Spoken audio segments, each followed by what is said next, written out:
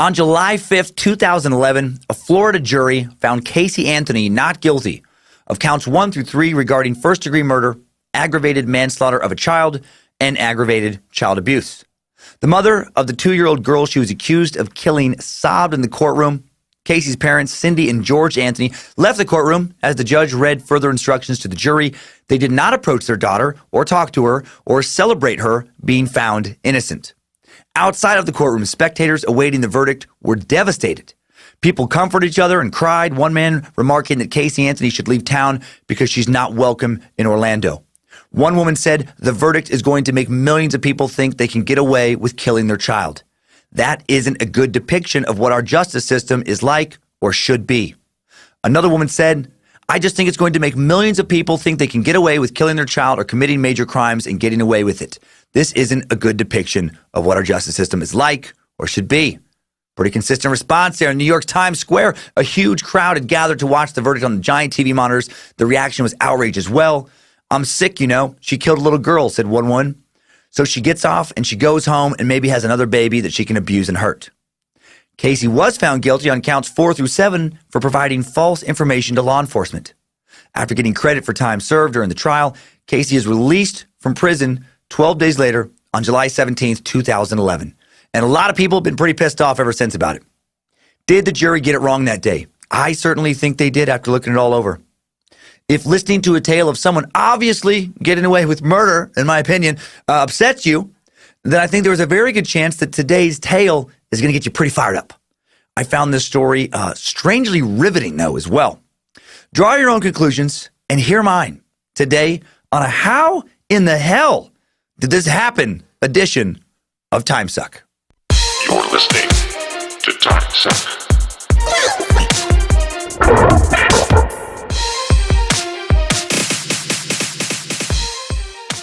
Happy Monday, meat sacks. Working weight. It's time for Timesuck.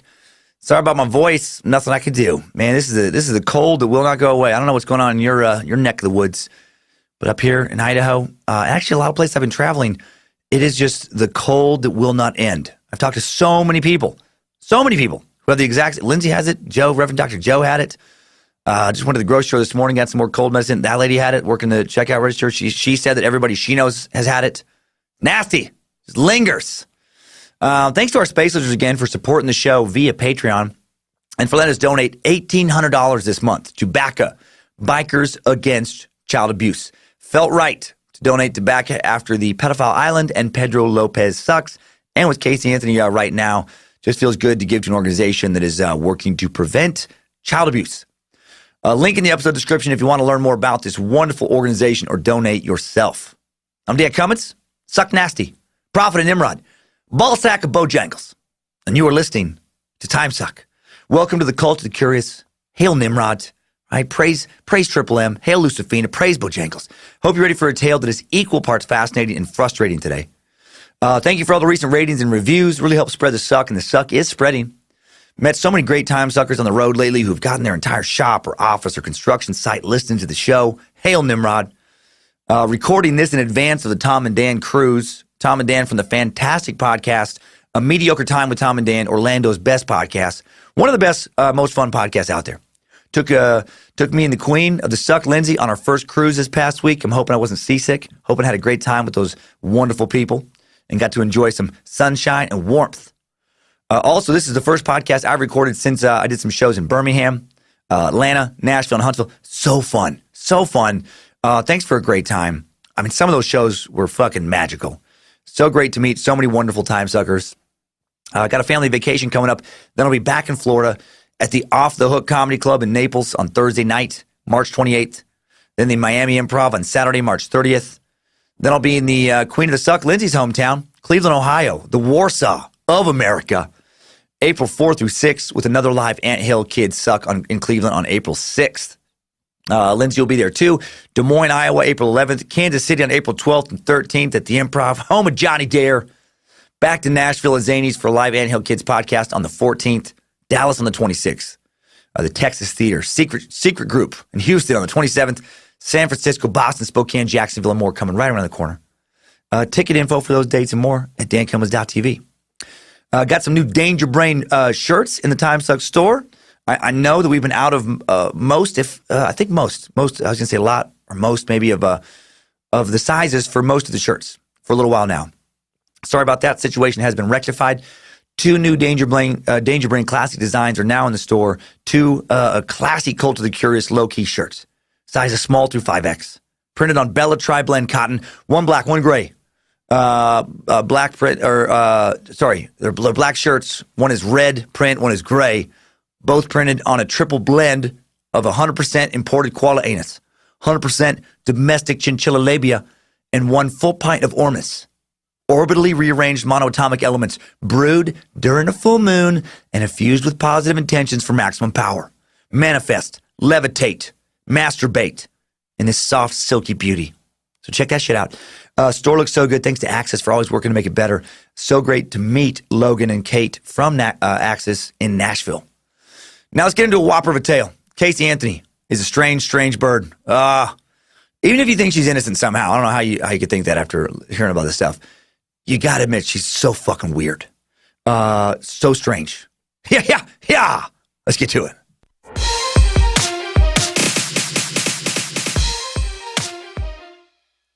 Today's Suck was built for a timeline.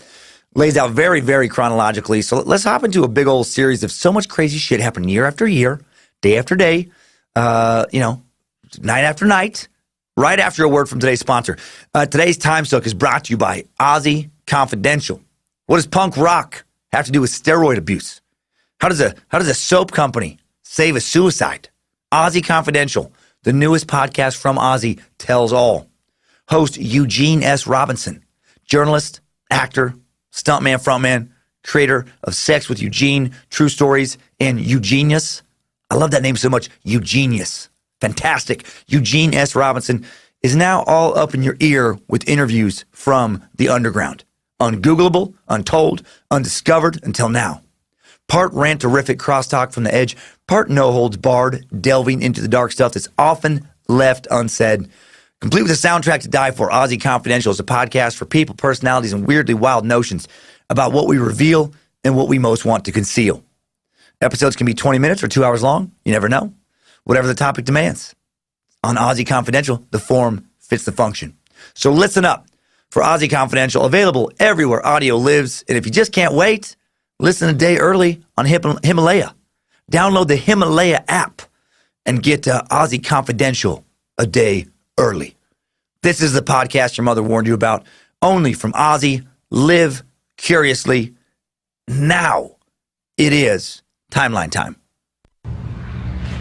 Strap on those boots, soldier. We're marching down a Timesuck timeline.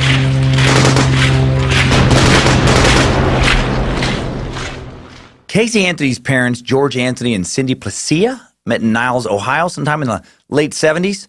Cindy worked as a nurse and George was a police officer. Niles is a small city of about 20,000 people, just over 10 miles northwest of Murdertown, USA, a.k.a. Youngstown, Ohio. Niles is mostly famous as being the birthplace of the 25th president of the United States, William McKinley. Born there in 1843. So, Niles is mostly just not known because most people don't care about President McKinley. I constantly forget he even was a president. McKinley, mostly known for being assassinated 6 months into his second term by one Leon Czolgosz, a second-generation Polish anarchist/lunatic. Did you know that Polish people are 10 times more likely to be assassins than any other type of person? I actually just read that, a study that I just wrote. George and Cindy fell in love. They got married. They had sex often enough to get pregnant. The couple's first child, Lee Anthony, was born November 20th, 1982. In 1985, Cindy convinced George to leave his job after 10 years as a deputy in the Trumbull County Sheriff's Office and go to work with his father, who owned Anthony's Auto Sales and Service. On March 19th, 1986, George and Cindy had their second child, Casey Marie Anthony, who shared her mother's middle name and initials, CMA. Shortly after Casey's birth, things soured for George at his new job. George would later say that he went to work for his dad with the understanding that he was to take over the family business. But that didn't happen. Instead, his dad fired him. In fact, his father fired him after the two got into a physical fight at work. According to multiple sources, the two men were arguing at the dealership one day when Lee shoved George. Then George pushed his father back with enough force to crash the older man through a plate glass window. And then he got cut up, had to go to the hospital. Being fired by his father after trying to satisfy Cindy by leaving his police work behind reportedly sent George into an intense depression. According to Cindy's brother Rick, George tried to kill himself after losing his job, saying he took a whole bottle of aspirin, had to have his stomach pumped out. Yeah, that's a tough day. When you get fired from the job you left your previous career for, and the person who fires you is your dad, who you pushed through a window. Now you can't even ask the person you traditionally asked to borrow money from when times are tough, right? That's awkward. Dad, can I please borrow some money? Listen, things have been really rough lately. I just got fired from work. Yeah, I know, dumb shit. I fired you. Now get the fuck out of my house. 1987, George took out a second mortgage on the family home to finance his own car business. That'll teach Dad. Right? You don't want to bring me back to my car business? I'll form my own. He opened up a used car lot called George Anthony's Auto Sales. All right, during 1987, so no one would think it was Anthony's auto sales place. This is George Anthony's. Okay, this is the good Anthony, the better Anthony auto place. I love that. He tries to compete against Dad, and it doesn't go well. What an ego slap. 1989, George's dealership has gone out of business. And then George loses the family home as well. Still doesn't get rehired or helped out by Dad, who is still running a successful car dealership in the same town. That's so uncomfortable. Dad, please, can I please borrow some money? I just lost the home. I just lost the car dealership. Yeah, of course you lost it. You were really bad at selling cars. That's part of why I fired you, because you're fucking terrible. Now get out of my house. The financial roller coaster for the Anthonys would continue throughout Casey's life. Cindy's parents had moved to Mount Dora, Florida, less than 30 miles northeast of Orlando, shortly before the Anthonys lost their home, and Cindy talked George into moving near her parents. She got hired as a nurse by an orthopedic surgeon, and away they went. They managed to buy another home by assuming a high-interest loan held by the family that had been living at 4937 Hope Spring Drive. Hope Spring Drive, irony of ironies. No hope would spring from this drive. No hope would spring from this home for the Anthony family. Cindy and George closed on the place for $90,000 on October 4th, 1989. Casey was 3.5 years old. Her brother Lee was almost 7. The two kids soon made friends in the neighborhood, started living a pretty normal childhood. Unless you believe what Casey would later say about her childhood during her defense, during her trial. And based on a troubling pattern of behavior that you will soon see includes a preposterous amount of lies, many of them documented by law enforcement. Some of those lies she was found guilty and charged with crimes for. I do not believe anything that Casey Anthony says.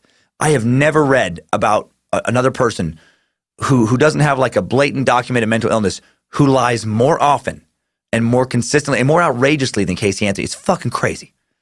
It made this suck extremely interesting to research. George initially got a job at the Orlando Sentinel as a paper route manager, supervising the drivers who made home deliveries of the paper. With both parents working, Lee and Casey spent a lot of time together, formed a close bond. George would intermittently be employed throughout Casey's childhood. Her mother, Cindy, would work consistently. In grade school and junior high, Casey was, by all accounts, a pretty normal kid and a good student. She got good grades, didn't exhibit any behavioral problems at school. She was active in a few different sports. She won like a citizenship award. She had plenty of friends. She developed a close friendship with a neighbor girl named Jessica Kelly. At Liberty Middle School in Orlando, Jessica introduced Casey to someone who just moved to Hope Spring Drive, Kio Marie Torres. The three girls became close friends. She remained friends with them for years. Casey formed another friendship that would last for years in middle school with Melina Calabrese. They met in 7th grade when they were in the same class for English and math. They were both boy crazy. Casey, by the way, gets real boy crazy in a few years, like real boy crazy. I'd say hail Lucifina, but Lucifina wants nothing to do with Casey Anthony. She doesn't care for her, and honestly, I think she might feel kind of threatened by her. Casey Anthony is definitely a she-devil of a different sort. When Casey's in junior high, George injures his knee, loses his job at the Orlando Sentinel. After rehabbing from his accident, he lands a service position at a pest control company. And then one day, as George heads into a customer's house, he trips over a curb, lands on his bad knee. He can now barely walk. And once again, he's out of a job. And I feel like there's more to these firings than just a little bit of knee trouble. Like if he would have been an awesome, valued employee, I feel like he keeps his job. Just my opinion. And this is just based on George coming across as quite the consistent fuck up in a lot of this tale. According to what he told his family, George gets bored rehabbing his knee. He's home alone for days at a time with the help of a credit card he has obtained without his wife Cindy's knowledge. He starts gambling online. And then he gets another credit card and another, maxing out each line of credit in order to kick so much fucking ass gambling. He turns $20,000 worth of credit into just under $500,000 in cash gambling online like people often do. I cannot recommend online gambling enough. If you're having any kind of money problems, if you're having any kind of relationship problems, get online and get to gambling. It is the safest, fastest, most effective way to make a lot of money. It's mind-boggling to me how many people choose to have jobs and work when they could easily just be fucking crushing it on online casinos. Of course, that's not true. That tale never works out that way. No, George puts his family tens of thousands of dollars in debt instead of just rehabbing his knee and getting a fucking job like a regular person. Lindsay and I actually joked that if we had to pick between one of the other, we would rather be cheated on physically instead of fiscally. Truly. I'd be able to forgive Lindsay more easily for a random one-night stand than I would if she just pissed away our financial future behind my back. Like, fuck that. That to me is more devastating of a betrayal. Like you can sometimes work through adultery with some therapy. You can't therapy your way back into restoring your old 401k balance. The secret life that George leads here is important to mention because a short time later, Casey will begin to lead her own secret life. And I just wondered, like, did she learn from Dad's example? Did she rationalize that it was okay to lie and hide parts of her life and make shit up, to not get in trouble because that's what Dad would do? In the fall of 2000, Casey and her circle of friends entered Colonial High School. They remained friends for all 4 years. Casey appears to have had a healthy high school social life as well. Classmates remember her being involved, showing up at school events, going to the mall, going to parties. Her friend Melina would later say that they had fun, but we never did anything crazy. Unlike a lot of her high school classmates, Casey was very adamantly against cigarettes and pot, Melina would say. Around that time that Casey starts high school, Cindy finds out about George's gambling. They somehow work through it. Also in 2000, Casey's older brother Lee graduates from high school, gets a job managing a group of storage units.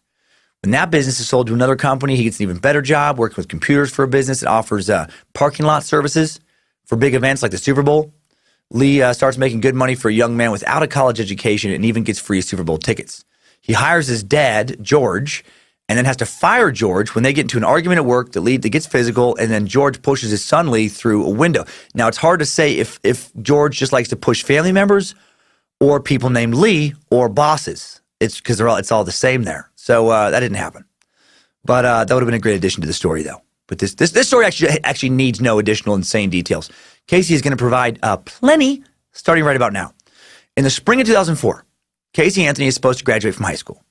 And it's right before her graduation that her troubling pattern of keeping secrets and lying all the fucking time emerges. About a week before her graduation ceremony, Casey's mom, Cindy, asks Casey where her cap and gown are. And Casey just shrugs and says, "They haven't given it to me yet." Then just 3 days before graduation, George and Cindy learn for the first time that Casey is having some problems at school. Her counselor calls, asks Casey's parents to come in for a meeting. The principal tells them that at this meeting, Casey will not be graduating. They're told that Casey had been offered, quote, several options to get the required credits to graduate, but that she didn't take advantage of any of them. Casey hadn't shown up for various classes numerous times throughout her senior year and essentially just flunked out of school. Now, her grandparents have come into town. They've already come into town from Ohio to watch her walk down the aisle, right? To go to her graduation party, which she won't be happy. Like, how fucking awkward. George and Cindy have no idea. George demands to see Casey's school records, but the administrators refuse because she's 18.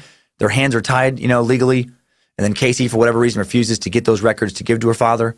This is the first incident of such a terrible pattern of enabling that will emerge in this family. Casey will do something super fucked up, and her parents will just continue to support her and fix the problems. This tale is such a great example of how you should never do that. Don't enable your kids. When you just keep fixing someone's problems for them, they never learn how to fix shit for themselves. And even worse, they can, learn that causing problems, it's just not a big deal, right? Someone's just pick up the mess, so why even bother not to cause problems? Who cares? And also, how weird is it that Casey just blew off taking the classes that she needed to graduate high school with and just didn't realize, like, she wouldn't be graduating until, like, a week before? Like, did she think they would just give her a cap and gown anyway? Like, I feel like you're pretty super aware of what you need to do to graduate school. I mean, I was, I knew I had to, show up for class and get certain grades and, pass them. I had to pass them. It's a pretty straightforward system. I don't know. No part of me understands how you just fucking don't get that. How you would just, like, not show up for class and then show up to graduate and be like, hey, where's my shit? Where's my diploma? You didn't go to school. Well, I did for most of the years. Just give it to me. And how did Casey's parents not know until the last second that their daughter wasn't going to graduate high school? How did they have no idea? Lindsay and I check in with Kyler Monroe about their grades several times a semester, every single semester, and will do so, continue to do so until they're living on their own. And then when they're in college, if I'm helping to pay for their education, I'm going to still be checking in every semester because I'm not paying for D's and F's. Right? You want to flunk out of school? All right, you fucking do it on your dime. I'd rather literally burn my money in the backyard than pay for somebody else's party and bullshit. And at least then I get to feel the warmth of the fire. So clearly, George and Cindy not keeping real close tabs on Casey, not super involved parents, and they will continue not to keep close tabs on her, as you'll see, and continue to enable her. Casey will later say she'd been keeping bigger secrets than not being ready to graduate high school for years. She will later claim in court that at the age of 8, her father George started to sexually abuse her. She will also say that her dad molested her and raped her often between the ages of 8 and 11, intermittently after that, vaginally and orally until she turned 18. She will also claim that her brother molested her throughout her childhood, doing stuff like sneaking in her room in the middle of the night and fondling her breasts. She said she told her mom about this and that her mom, Cindy, didn't do anything. And I don't fucking believe it. I know you don't want to take these kind of accusations lightly, but I certainly wasn't there. However, you are about to hear a tale of so much deceit coming from none other than Casey Anthony. It will make these claims extremely hard to believe. She lies whenever it helps her. She doesn't care who the lies hurt. She doesn't care how ridiculous the lies are. Oh my God. Yeah. The more I researched Casey Anthony this past week, the more I don't like her. Really don't like her. Really horrible to be molested by your father and brother. Also very horrible to make up false claims of sexual abuse at the hands of your father and your brother. That's another kind of monster that does that. I am curious what opinions you all come to about her. In the 2018 docuseries, Casey Anthony, her friend Speak, a former friend, Jonathan Daly, calls Casey a pathological liar. He says, a lot of times she would lie about very innocuous things, that it didn't matter if you lied or not. You could just tell the truth and it wouldn't change any kind of outcome or what people thought about you. And then he added, from the day I met her till the last time I ever spoke to her, that was just kind of part of her personality. And he nails it.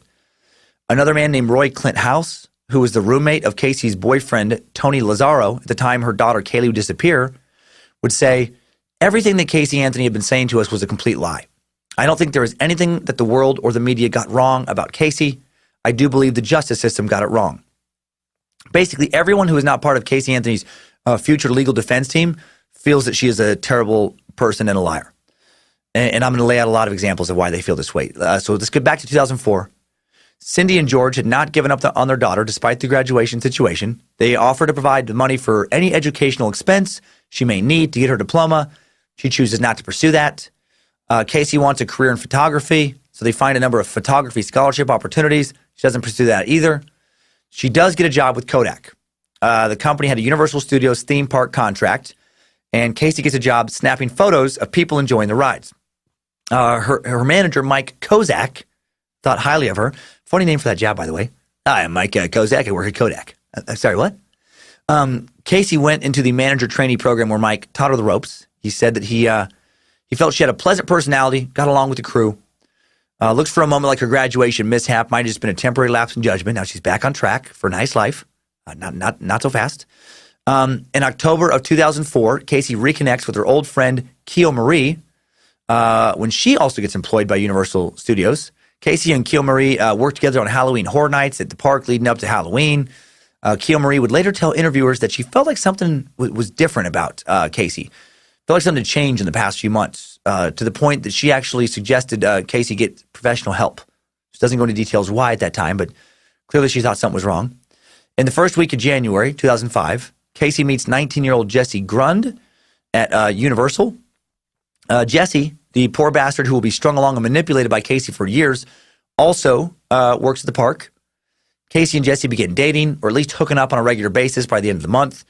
He likes her sarcastic sense of humor. She says he's a lot of fun to be around. But then just 2 weeks into the relationship, Casey says, I'm in love with you, and Jesse freaks out and breaks up with her. Casey, however, doesn't go away. She helps Jesse's brother get a job at Kodak and starts coming around, or continuing to come around the Grund house to see Jesse, even though they've broken up. So stalker alert. That's weird behavior, in my opinion. June of 2005, Jesse's father, an ordained Pentecostal Holiness Church minister, Reverend Richard Grund, catches sight of Casey for the first time. Another odd name. Pastor Richard Grund. Very close to Pastor Dick Grund. Very close to Pastor Dick Grundle. The grundle, of course, being the area between the anus and scrotum in a male, or the area between the anus and the vulva in a woman. Reverend Taint. Too bad he's also not a doctor. Anyway, Pastor Dick Grundle noticed right away that something that everyone else had somehow missed. This is insane. He notices that Casey is very pregnant.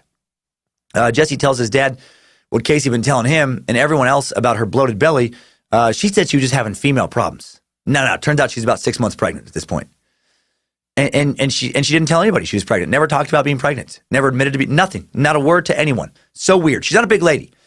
5'2", non-pregnancy weight when she was young, about 105 pounds. Petite, a small petite woman. You are showing big time when you're 6 months pregnant, when you're 5'2" and 105 pounds. And what's crazy is that Casey's parents, she's still living with, they also have no idea that she's pregnant. How the fuck did that even happen? How did Casey never think to take a pregnancy test? How did her parents never think to ask her to take a pregnancy test? She finally admits she's pregnant sometime around the end of June. So weird. She pretends everything's fine in high school when it's not. Now she's been pretending everything, been pretending that she's not pregnant when she is.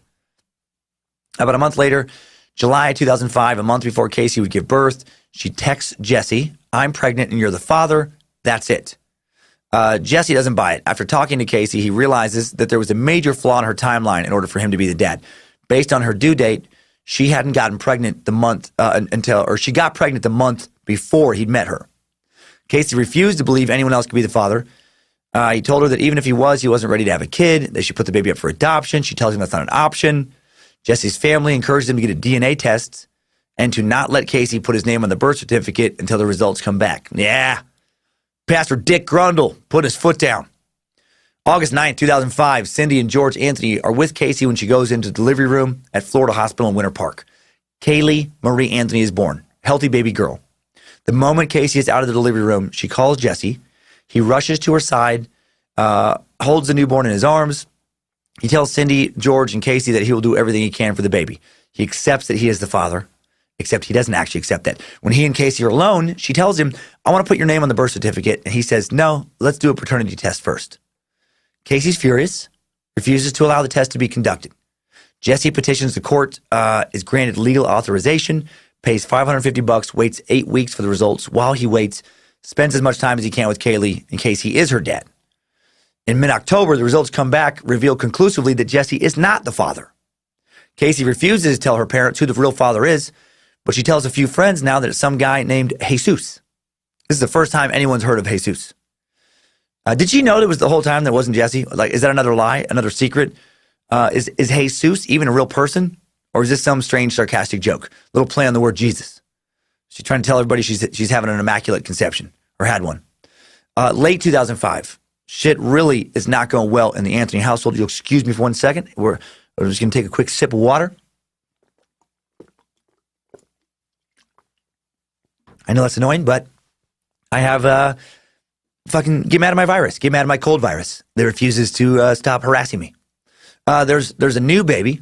I should, it's probably some kind of demon. It's probably a throat demon. Should have bought some of Woody's products. Probably Woody has some kind of throat repellent.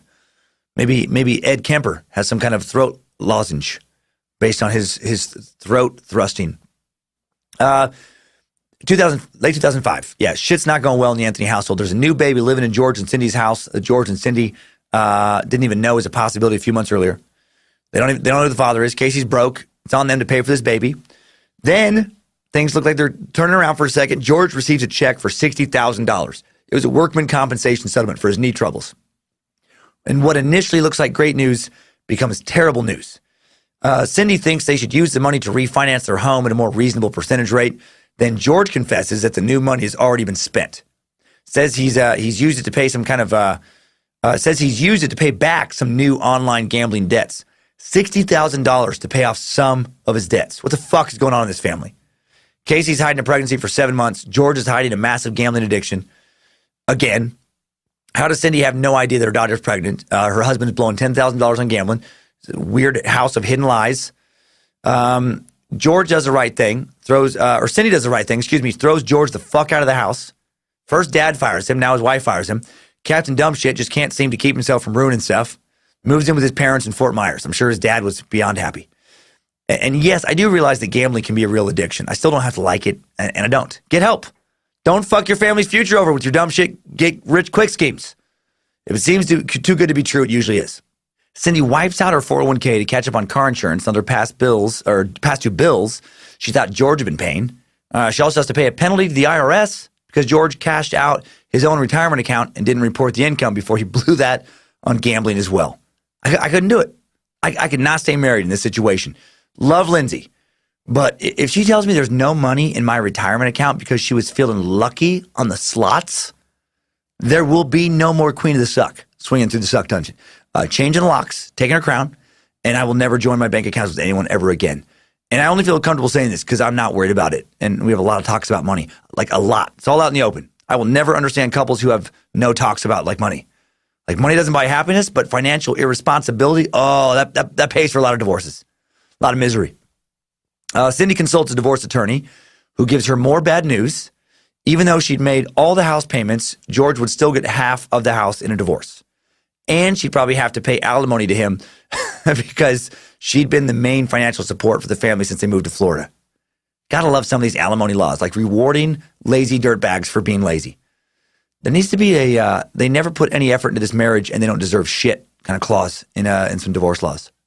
Cindy tells her mother, ain't no way he's getting the house I paid for. Even if I sold the house and got an apartment, half the money would go to George. I can't afford a divorce. Between George and Casey, I'm living paycheck to paycheck. Also in the fall of 2005, Casey, after her maternity leave is over, just stops showing up for work. Doesn't quit, just stops showing up. She swings through one time to show off her baby and then never shows up again ever. Kodak files paperwork terminating her for job abandonment. Casey also somehow reconnects with Jesse Grund. In late 2005, they start dating again. She wants to move in with him, but Jesse is living with his parents. And Reverend Dick Grundle, he's not having that. Not able to live at the Grundle household. Jesse wants to move into Casey's house. Cindy's not having that. She's already paying for her life, George's life, Casey's life, and Kaylee's life. She doesn't need somebody else who clearly doesn't have their shit together. Despite neither family being supportive of this relationship, Jesse and Casey get engaged. Makes sense. Numerous guys Casey hooked up with would later comment specifically about her being very wild, very good in bed. I'm guessing Jesse's dick was more in charge of the wedding proposal than he was. In the spring of 2006, George and Cindy go on a few test dates and reconcile. George moves back in, doesn't like Jesse, doesn't approve of Casey and Jesse spending time alone in Casey's room. George and Cindy tell Jesse that he can't spend the night, can't be alone with her, laying in her bed, etc. Casey does not like this, but it's not her house. And now shit starts to get extra weird and secretive with Casey. Sometime around April of 2006, Casey calls old high school friend Lauren Gibbs, asks Lauren if she can come over and watch Kaylee while Casey goes to work. Lauren heads over to Hope Spring Drive, takes care of baby Kaylee until Casey returns home from work.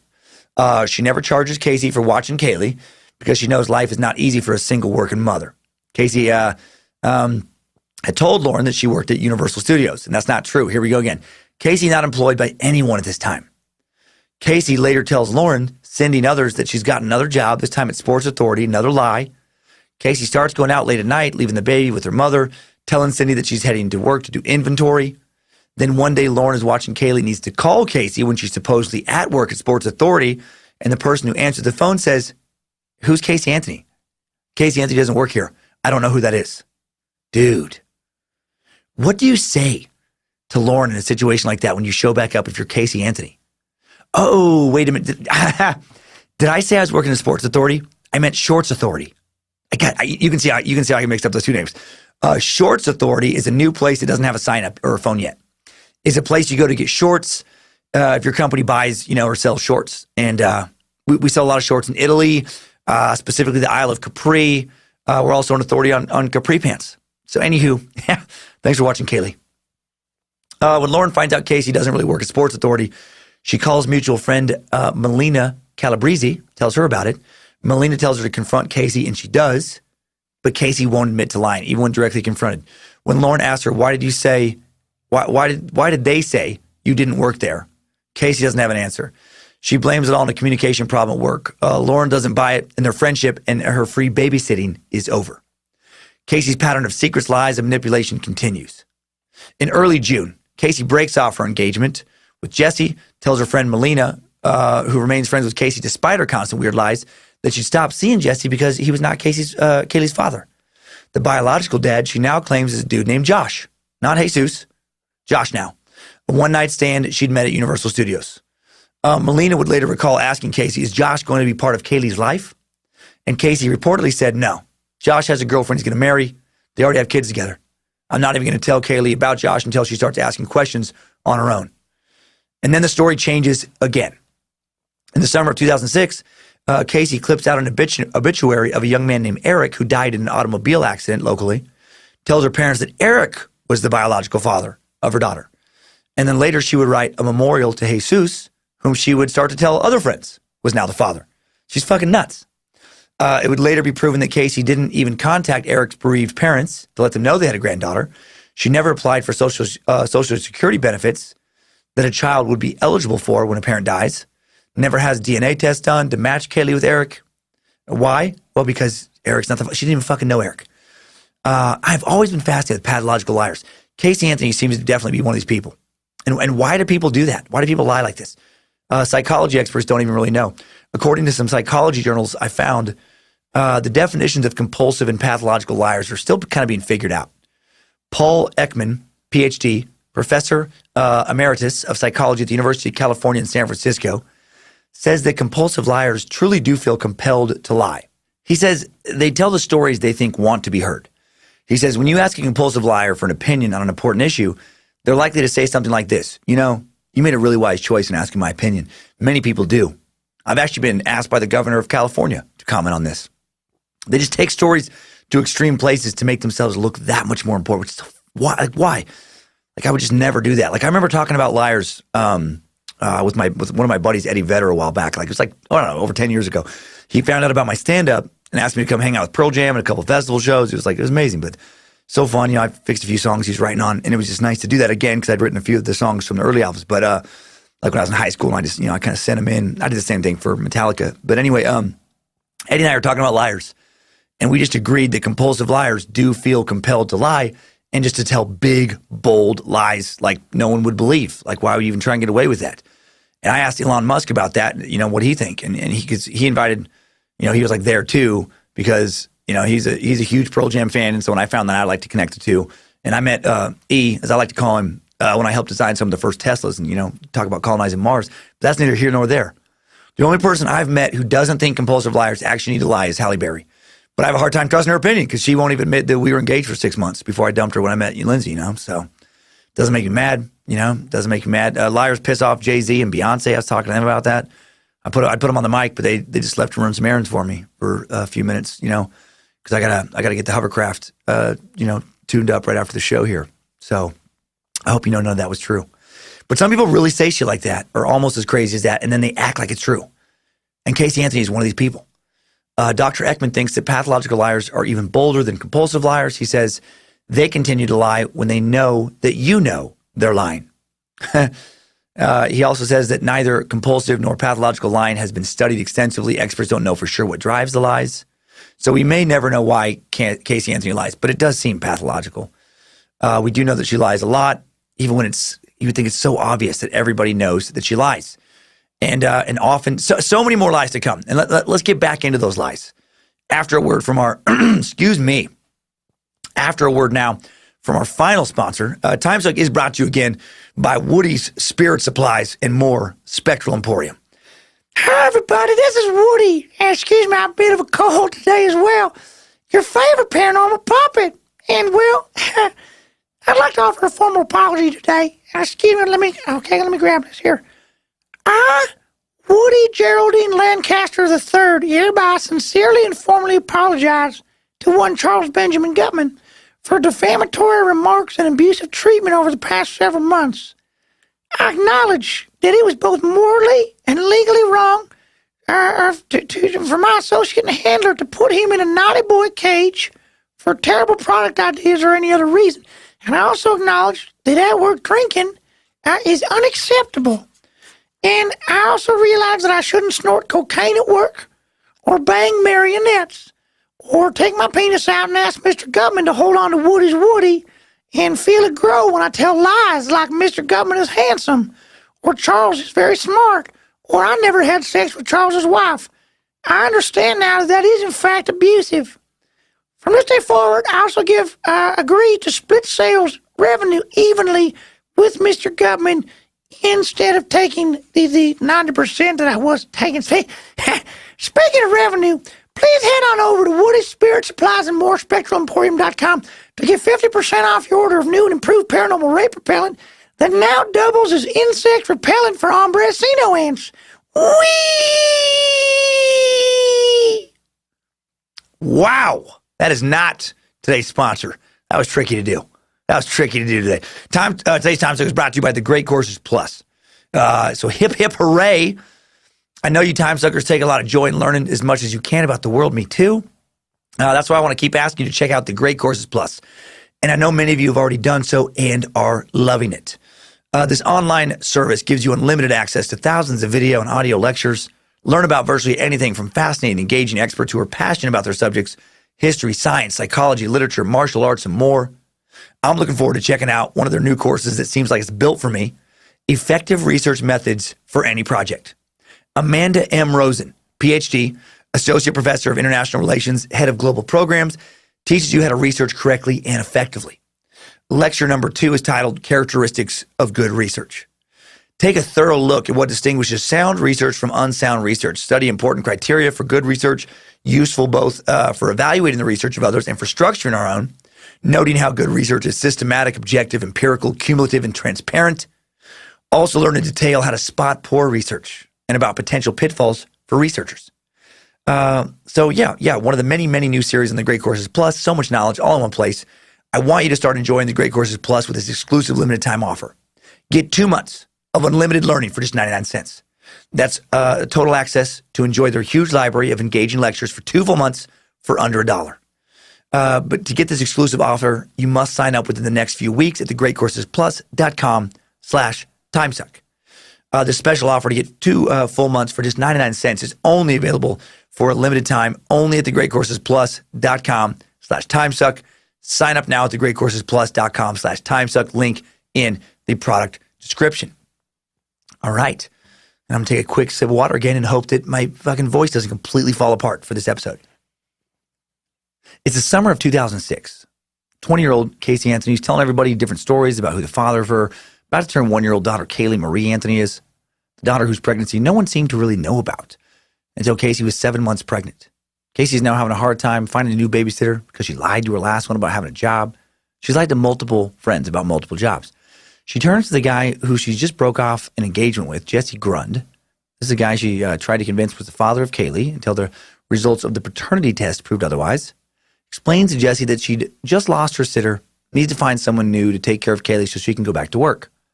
Jesse only had a 1 day a week off from his job at Progressive Insurance, but he gives up that day to take care of Kaylee.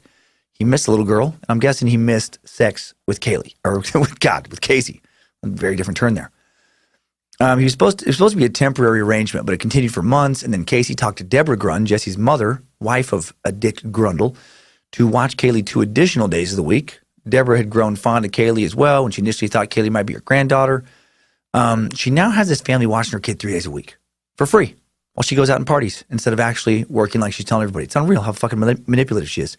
Finally, Pastor Dick Grundle gets tired of Casey taking advantage of his son and wife's kindness, tells Casey to find a different babysitting arrangement. And then one summer day, Casey tells the Grundles that she has found new help.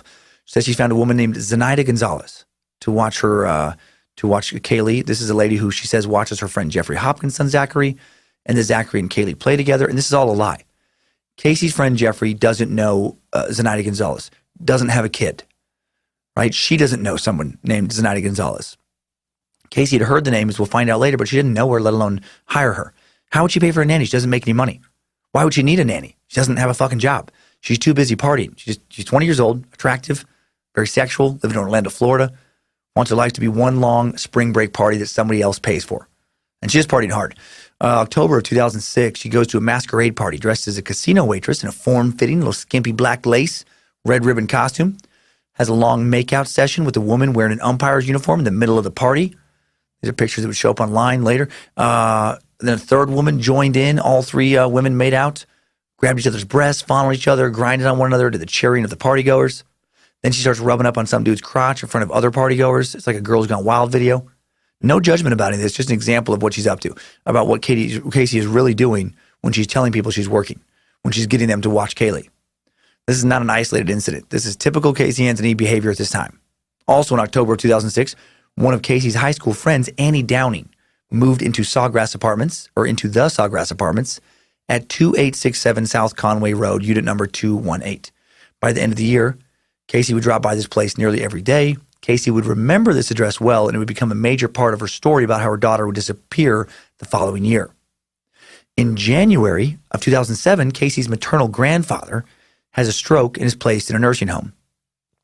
Cindy, Casey, and Kaylee visit the nursing home often for a little while, and then after a few months, Casey stops showing up. She's over it. She's not going to let Grandpa's stroke fuck up some party. The only stroke she's interested right now is the stroke of a clean ween at some party. Casey also tells her brother Lee that she's pregnant again, this time with some dude named Brandon Snow. She's a 20-year-old shit show right now. Lee tells their mom, Cindy, who understandably is furious. She's already taken care of Kaylee. Now she's going to have to take care of another grandkid, on top of paying for her deadbeat daughter, on top of paying for her perpetual fuck-up of a husband.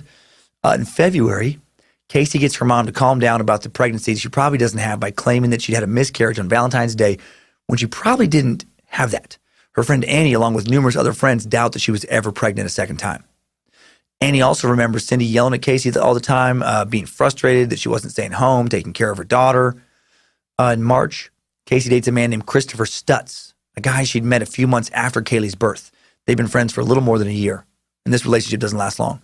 They like to go watch movies together. Chris would later recall Casey getting texts from her mother all the time saying she needed to come home and watch Kaylee. Kaylee is getting in the way of mom's partying. After they stopped dating, Casey randomly tells him that a manager from Universal had come by Sports Authority, the place where she still wasn't actually working, but a place where she was telling people she was still working at. Said they wanted her to come back to work at the theme park. Said she'd gotten a job in event planning. Said it was only temporary because what she really wanted to do was work as a personal trainer. None of this is true, other than maybe wanting to be a trainer. Who knows? Casey also seems to be getting super stressed out around this time. I don't know, maybe it's hard to keep all of her lies straight. She shows up at her friend Annie's job for lunch one day saying that she needed to talk. I need to get away, she says. I feel like I'm having a breakdown. Casey would tell Annie why she felt this way, or would not, but she added, I want to go to an institution. Kaylee can stay with my mom. I need help. Michelle Murphy, a longtime Anthony family friend, also gets a crisis call from Casey in March. I'm feeling crazy and need someone to talk to. Again, Casey does not explain why she feels this way. She does talk about her miscarriage, that she probably never have. She also expresses fear about her inadequacy as a parent, saying, I don't feel like I'm a very good mother to Kaylee. That's true. Were these genuine cries for help, or was Casey just trying to get attention? Michelle moves in with Casey's brother Lee in May 2007. She sees a lot more of both Casey and Kaylee in the 6 months she roomed with him. She listened when Kaylee talked about being an event planner with Universal, but thought it was odd since Casey didn't have the required education one would need to be an event planner. The weird lies continue. In June of 2007, Casey was now seeing a man named Steve Jones, but was telling her mother that she was dating Jeff Hopkins. Cindy wanted to meet Casey's boyfriend, Jeff, and his son, Zach, that doesn't exist. She invites Casey to bring them to the house for a cookout. Cindy buys the food, makes preparations. At the last minute, Casey says Jeff can't come. Zach's sick. A couple weeks later, Jeff and Zach are supposed to stop by again, this time for dessert. Once again, no show. Casey said, oops, work called to the last second. They do this a couple more times, a couple more no-show performances. Then Casey announces that Jeff had moved to the Carolinas to live near his mother.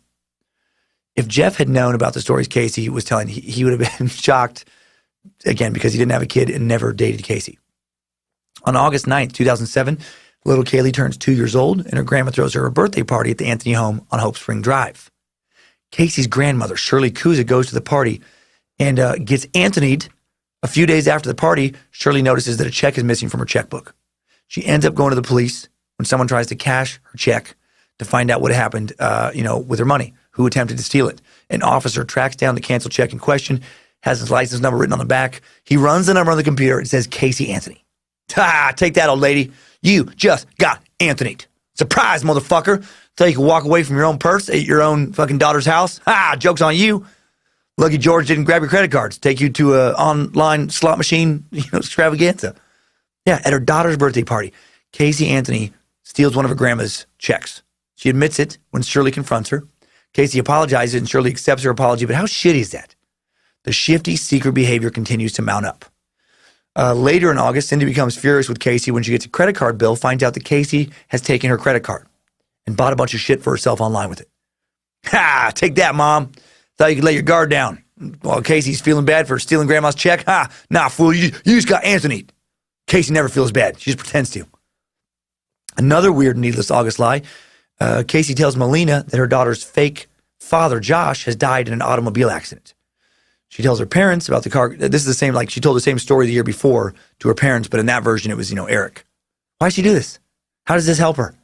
Does she just do it for attention? Does she just enjoy the act of lying?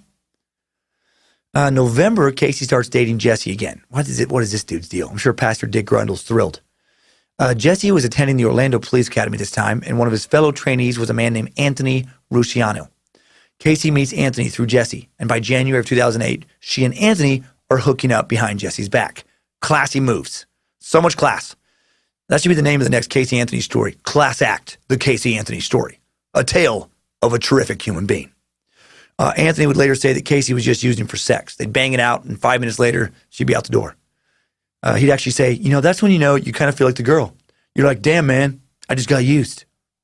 Early in 2008, Casey breaks up with Jesse again.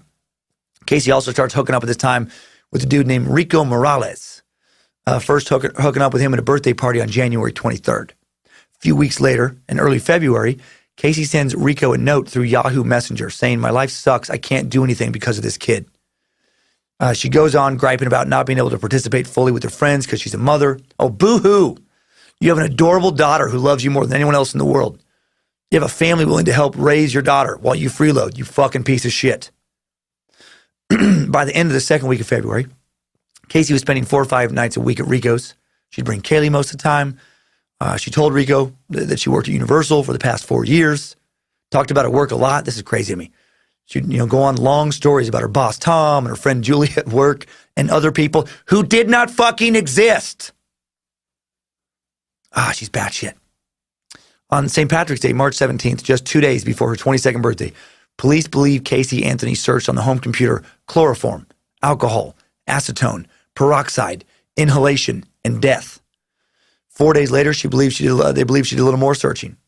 Went on blogspot.com, druglibrary.org, and also instructables.com, did searches for shovel, making weapons out of household products, and how to make chloroform. Not suspicious at all. Probably just doing some research for one of her many legitimate jobs. Casey and Rico split up on April 14th. According to him, it was his idea. He'd say it was a fun relationship, but it was getting too serious. But it wasn't getting serious this time. Casey told her friends that Rico was scared of commitment. Because the relationship was going nowhere, she called it off. They remained friends, but the relationship, didn't stay platonic. They would have sex off and on until early June. She'd come by and hang out, sometimes with Kaylee, sometimes not. One day when Rick asked where Kaylee was, she said she was with her Zanny. Zanny, Rico asked. What does that stand for? Zanita. Casey said, nope. Kaylee is not being watched by anybody named Zanita. In the spring of 2008, Casey gets caught stealing money from her family again numerous times. According to what her family would say later, Casey was sneaking cash out of her mother's purse, stealing from her father's coin collection, pillaging her daughter Kaylee's piggy bank, taking from the piggy bank, running up charges on her mother's credit cards, even wiping out her daughter's emergency bank account in early 2008. Everybody's getting Anthony'd. That's what you get for leaving your piggy bank unguarded in your bedroom, kid. You get Anthony'd. If Mom won't steal it, Grandpa will gamble it away. Actually, Grandpa was giving money to Kaylee this time, supposedly, putting money in an account for her. He's working again. $30 came out of each paycheck, deposited in Kaylee's name. But when he checked the balance late that spring, there was only $5 in the account. Yeah, you got Anthony too, motherfucker. The student has become the teacher. George wasn't buying Casey's bullshit job stories anymore. Why was she asking money for money all the time? Why was she stealing from everyone? If she was working, she had no bills. She didn't pay rent. He and Cindy paid for everything that Kaylee needed. I mean, mostly Cindy, but George couldn't get Casey to admit she was lying, though. She always had some bullshit story. She claimed her check was locked up in her boss's desk. There was a budget mix-up. Her check had been delayed. One time, to try and prove she was making money, she forged 3 deposit slips for her mother's account, acting like she just got paid and acting like she was paying her back $4,000, $4,400 actually. She said she'd finally gotten a bunch of back checks from work. So Cindy, thinking there was money in the bank, spent accordingly. And then her house payment bounced. Fucking classic Anthony. What the hell? How did Casey think her mom would not realize the deposits were fake? Like, does she not know how banking works? She's fucking crazy. Like, her brain doesn't work right. She's not good at stealing. She's just really good at refusing to admit that she lies. Oh, man. That spring, Cindy discovers another way that her daughter is stealing from her. Casey had hacked into her mother's checking account to send payments of $300 to $450 per month to AT&T for her cell phone. Again, as if mom wouldn't find out. When Cindy does find out, she demands Casey stop. Cindy is such an enabler. Casey steals from her time and time again, and her response basically is like, hey, quit doing that. I don't like it. Please stop stealing from me. The next time Casey needs money to pay her cell phone bill, she steals $354 out of an account set up for her grandfather's care after he had that stroke and went to the nursing home. She has no morals whatsoever. Then her grandma, Shirley, catches her again. Shirley emails Casey because she doesn't want to talk to her anymore. Casey writes back, dear grandma, I'm so sorry. I apologize. Like that clears it up. I'll come down and do some cleaning for you. And Shirley responds, Casey, I don't want you down here. I don't want to see you. And then Shirley calls Cindy and tells her daughter about everything. Cindy demands an answer from Casey. Casey explains that she'd been transferred into a brand new department at Universal, and the budget hasn't gotten through yet. She and all the employees are asked to buy their own telephones. Shirley doesn't buy it. And even if that was true, what kind of person thinks that justifies stealing from your grandpa? Shirley would also later claim that she thought Casey had taken a total of roughly $45,000 from her family by that time. And incredibly, none of her friends brought up a drug problem. What kind of person takes all that money other than an addict? Casey seems like a junkie to me, right? Maybe her drug is just not working. Her drug is lying. Her drug is being able to hang out with her friends, go shopping on somebody else's dime, go to the club she wants to go to, not watch her kid, not pay for any of it. Cindy is so stressed out by all this that she goes to see a counselor. Later tells the counselor, tells people that the counselor said she should have kicked Casey out of the house. Yeah, but Cindy didn't because she was afraid of losing her relationship with her granddaughter, Kaylee. Her counselor advises her to file for custody for Kaylee because Casey is clearly unfit to be a mother. Cindy also tells her mom, Shirley, around this time that if it wasn't for her job, her parents and Kaylee, she would kill herself over all the stress caused by Casey and George. Okay, now the first week of May, 2008, Casey reconnects with Anthony, Jesse's colleague, who is now a deputy with Orange County Sheriff's Office. They text back and forth. She complains about Kaylee and about the job she doesn't have. He talks about wanting to hook up again. She's into it. She also starts seeing Rico again. On May 5th, she tells Jesse, guess where I'm going? Puerto Rico. Rico has family there that we're going to stay with. All we have to do is pay for the flight and some food and expenses while we're down there. Later, when she shares her good news with her mom, Cindy refuses to take care of Kaylee while Casey bounces around in the Caribbean, and Casey's furious. Kaylee has ruined her party vacation. Texts with Anthony continue. Casey complains about Kaylee wanting more lunch one day. And when she says she doesn't know what she wants to eat, Anthony offers to cook for her if she can come over. Casey writes, want me to bring this little snothead over? I don't think so. Then she says, spending the day with Kaylee is 10 times more exhausting than working a 12-hour event. She is not an event planner. In mid-May, Casey's friend Amy needed to find a new place to stay. The house where Amy rented an apartment was sold. She moved in with her friend Troy Brown on a temporary basis. She was counting on Casey, who had told her that her parents were helping her buy a home to have a new place to stay. Of course, Casey's parents said no such thing. By the time she took up her new living arrangements, Casey told her that the deal that had never existed had now fallen through. Someone else had made an offer on the house. But great news, Casey added, my mom is getting a condo in Winter Park. My grandparents are moving there from Mount Dora since there's a better facility in Winter Park for my granddad. And my mom is signing her house over to me. I'll take over the mortgage payments and we can just move in there. It's great news because I don't actually have to move and Kaylee can stay in the place she's always been. So that's awesome. All of this just exists only in her head. No one has told her none of those things are happening. Cool, Amy said. It sure beat her current nomadic existence. She made plans to move into the Hope Spring Drive home in mid-June when Casey told her the paperwork would be completed. What a fucking asshole. Leading people along so she can feel important. The third week of May, Casey meets a guy named Tony Lazaro. He was new to town. He scouted around Facebook looking for interesting people in the area.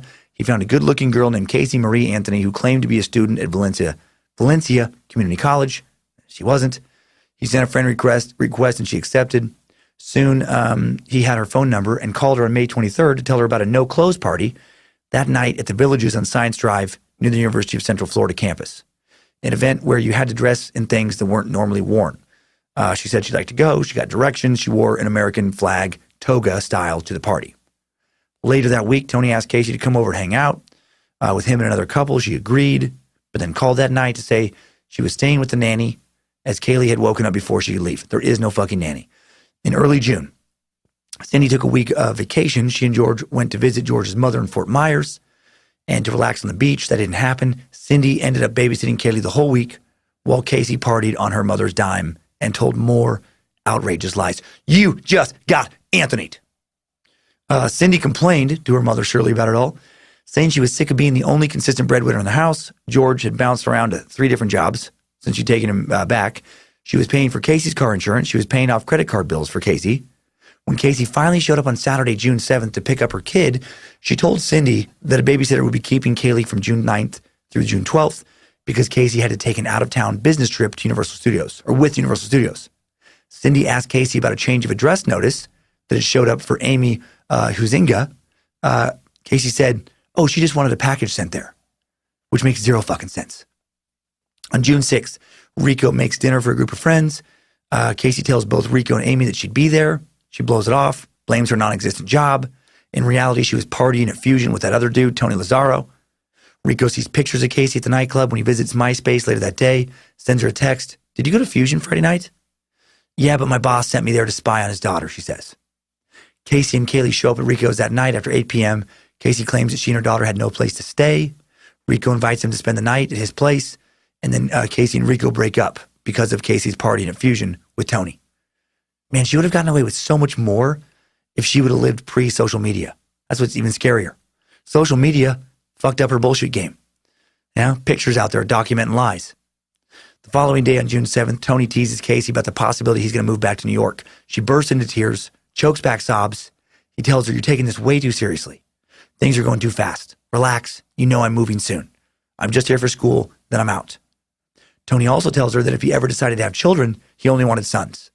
He knew how difficult it was to raise little girls because he had 2 sisters. So basically he tells her, I don't want anything to do with Kaylee. Hello, added murder motive. Wednesday, June 11th, despite Tony just telling her he has no interest in a daughter, Casey changes her relationship status to list Tony Lazzaro as her boyfriend. So dumb. If Lindsay would have told me on our first date that she hates kids, the date would have been over. I may have tried to sleep with her, but soon after that, it would have been over. Seriously, so fucked up for a single parent to date somebody who doesn't like their kid. So gross. Put the kid first. That's how it's supposed to work. Tony, Casey, and Kaylee go to the Mall of the Millennia in Casey's car later that day. Casey and Kaylee go shopping. Casey's still spending mom's money, while Tony promotes some kind of hip-hop showcase on Friday at Fusion. When he finishes handing out his flyers, Tony treats Casey and Kaylee to late lunch, early dinner at the Cheesecake Factory. Casey drops Tony off at his apartment, drives off with Kaylee. And despite seeing Casey a lot after this, Tony would never see that little girl again. During the month of June, Casey was going to Fusion all the time. The night after the Cheesecake Factory, she meets Tony at his place, rides with him to that hip-hop party at Fusion. She sends a mass text message to all of her male friends to promote Tony's showcase. You guys should come. $5 cover. Super hot shot girls. Hot body contest. It's the first time Casey had slept throughout the night until the next morning in Tony's bed. She's doing the best job she can to be what he wants her to be. Back home, tensions between Casey and her mom are reaching a new kind of boiling point. A neighbor, Jean Cowdy, was mowing her lawn when Cindy stepped out of her home with Casey on her heels, screaming at her. Cindy responds but never raises her voice. She gets into her car, drives away. Jean is outside washing her car when she witnesses another unpleasant event. Casey bursts out of her house screaming again. Just shut up, Mom. I don't want to hear it anymore. Cindy said nothing, just hung her head down as Casey heaped on the abuse. Casey turned away, headed out for a jog around the neighborhood. On Father's Day, June 15th, Cindy took Kaylee to visit her great-grandpa in the nursing home. Casey ran up to Alex, jumped into his arms. It was the last time he'd ever see her. Cindy and Kaylee took a swim in the pool after returning home. That evening, Cindy finally really confronted Casey about her bullshit jobs, slapped down one photo after another, from the internet that she printed off. Shots of Casey at no clothes party, shots of Casey at other parties, out at clubs, tells Casey, "You're at work, huh? I watched Kaylee that night so you could go to, or I watched Kaylee at night so you can go to work." Cindy tells Casey she's an unfit mother, and she threatens her that she's going to take custody of Kaylee.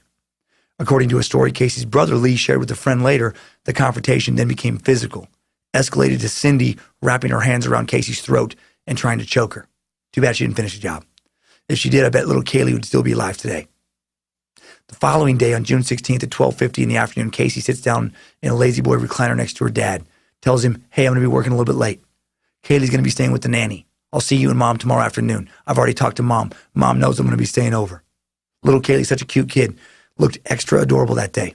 Dressed in a blue jean skirt, pink top, a pair of white sunglasses. Her hair is pulled back in a perky ponytail. She wears a white knapsack decorated with monkeys on her back. This is the last time George would ever see his granddaughter.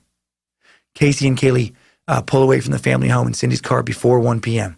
Casey tells her parents that she and Kaylee are going to be spending the night at Kaylee's nanny's house, Zenaida Fernandez, Zanny the nanny. They would return the next day or two. George leaves for work about 2 p.m. Cell phone records show that Casey was still in the area around the family home until 4 p.m. She tells her parents she's off to this made-up nanny's house, then just hangs around in the neighborhood for a few hours on the day her daughter disappears. Very suspicious. 7 p.m. that evening, cell phone records show that Casey was in the area around the home of her boyfriend, Tony Lazaro. At 7:45 p.m., Casey and Tony, captured on video at Blockbuster, renting a movie, strolling with their arms around each other. There was no sign of Kaylee on the camera footage. They rented two movies. One movie was called Untraceable, about a kidnapper and a killer. The other movie is called Jumper, features a character who is a mother abandoning her 5-year-old child. Very weird. June 17th, Casey leaves Tony's apartment and goes home about 2 p.m. Kaylee is not with her. She heads back to Tony's around 4 when she calls Cindy and tells her that they're both going to spend the night at Zanny's. So just more lies. They never stop. Casey returns home the next day, June 18th, between 1:30 and 2:30 p.m. The house is empty. She borrows her neighbor's fucking shovel. Just a young woman whose daughter has just disappeared, a daughter she isn't telling anybody who's disappeared, a woman who's never shown any interest in working, a woman who doesn't garden, off to do a little digging. Totally normal. Casey calls Cindy, tells her that she has to attend a work-related conference at Busch Gardens in Tampa. As Casey explains it, she's taken Zanny, Zanny's friend, Juliette Lewis, Juliette's daughter, Annabelle, and Kaylee to Tampa. Annabelle is supposedly Kaylee's age, so it's a perfect playmate. Tells her mother that the group will be there until Friday, June 20th. Cell phone records show Casey does in fact not go to Tampa or Busch Gardens. She spends the day in the area around Tony's apartment on the 19th. The two of them go apartment hunting together. Casey calls Cindy on the 20th to tell her trip has been extended. Informs Cindy they'll be staying in Tampa another night. Casey calls her friend late in the day, informs her that Kaylee is at the beach in Orlando with Zanny. What Casey was actually doing on the 20th was partying with a bunch of her friends at Fusion. That Friday night, Fusion hosted a hot body contest. Casey spent the evening showing off her body, managing the shot girls. Photos of the event show Casey in pure delight, wearing a short blue dress, high black boots, grinding, dancing with others on the dance floor. Think about the level of sociopath you have to be if you're doing this right after you killed your innocent, beautiful little daughter, which is actually what I think happened. Later, Casey would claim that her daughter's nanny had taken her. What kind of parent goes out and parties it up when they think their daughter has been kidnapped? And Casey tells none of the people she's partying with that her daughter has been taken. Why wouldn't you do that? Who acts like that? A fucking sociopathic murderer.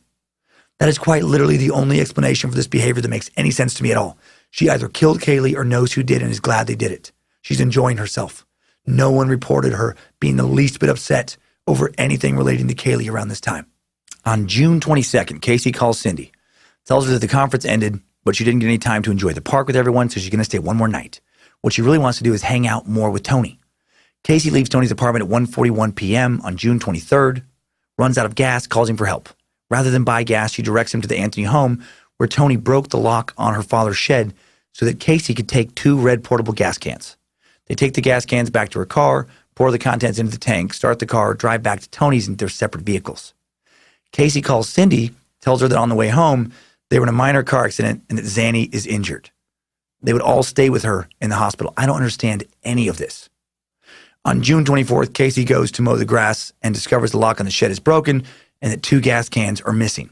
Casey has stolen the cans before and he suspects her. Casey walks into the house, is shocked George is there. It's the first time anyone in the family has seen her in a week. He confronts her about the gas cans. She gets them out of the trunk, shouts at him, storms off. Casey calls Cindy, tells her that Zanny has to stay in the hospital a few more days, says she's staying there too. On the 25th, Casey calls Amy and complains about a smell in the car. She says it is because she ran over a squirrel and it is stuck in the wheel well. No one has seen Kaylee in over a week. Casey has reported her missing to no one. There's a very good chance the smell she's referring to is Kaylee's dead body. On June 27th, Casey leaves Tony's house and phone records put her near the Anthony home. She texts Amy again about how bad the smell in the car is. Her car runs out of gas again at an Amscott store. Casey just abandons the car there. Why would she do this?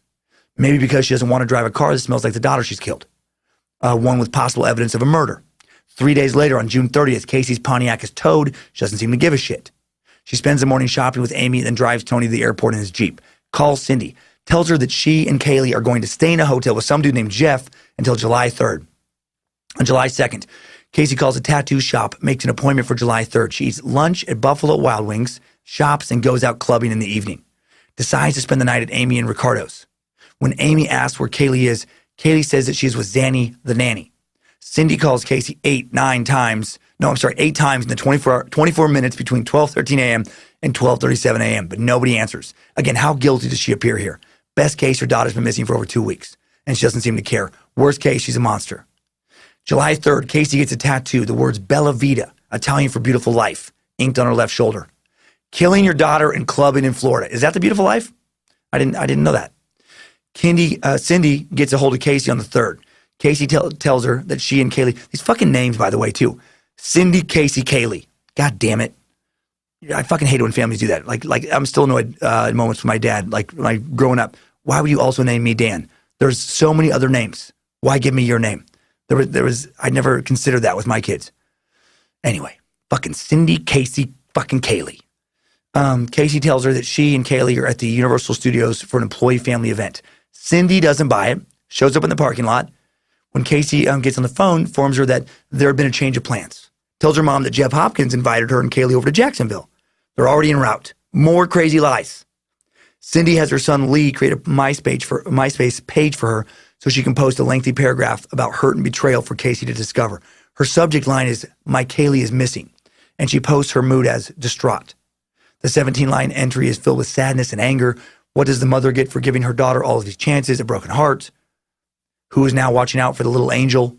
Cindy has to know now in her gut that something horrible has happened to Kaylee, and that her piece of shit daughter has something to do with it. On July 4th, Casey spends the holiday shopping and celebrating, responds to her mother's MySpace post telling her mom to leave her alone. On July 5th, Tony returns from out of town. Casey picks him up at the airport. Goes back to hanging out with him and his roommates, not caring about her daughter. On July 8th, Casey drives Amy and her ex-boyfriend Rico to the airport in Amy's car. Amy and Ricardo are heading to Puerto Rico. Somehow, Casey manages to get her filthy paws on Amy's wallet and checkbook, and within an hour of dropping off her friends at the airport, heads to Target and enjoys a 2-hour shopping spree on Amy's dime. Maybe she's jealous that Amy's heading to Puerto Rico instead of her. At 9:48 a.m., surveillance cameras capture Casey entering a local Target where she shops until 11:55 a.m., at which point she takes her purchases to the checkout counter. Her purchases include the light blue hoodie she'd be wearing when she'd be arrested, lingerie, oversized white sunglasses, toilet paper, cherries, orange juice, and a 6-pack of Bud Light. Nothing for Kaylee. Nothing for her daughter. That alone, super suspicious. On July 13th, George and Cindy find a notice stuck in the side doors of her house stating that a certified letter was waiting for them at the post office. It's a letter informing them that their Pontiac Sunfire, the car they had let Casey drive, had been towed to Johnson's wrecking service. This, of course, is the car that Casey had left in the parking lot. When Cindy and George go to retrieve the car, a powerful odor hits them before they make it to the car. George would later state, as he approached the Pontiac, he became aware of an unmistakable smell emanating from the trunk. Having previously worked as a cop, George thought he recognized the odor of a decomposing body. Once she gets back home, Cindy calls Casey's best friend, Amy, informs her that Casey is staying with her new boyfriend, Tony, who she met on the internet. Amy agrees to take Cindy to Tony's apartment.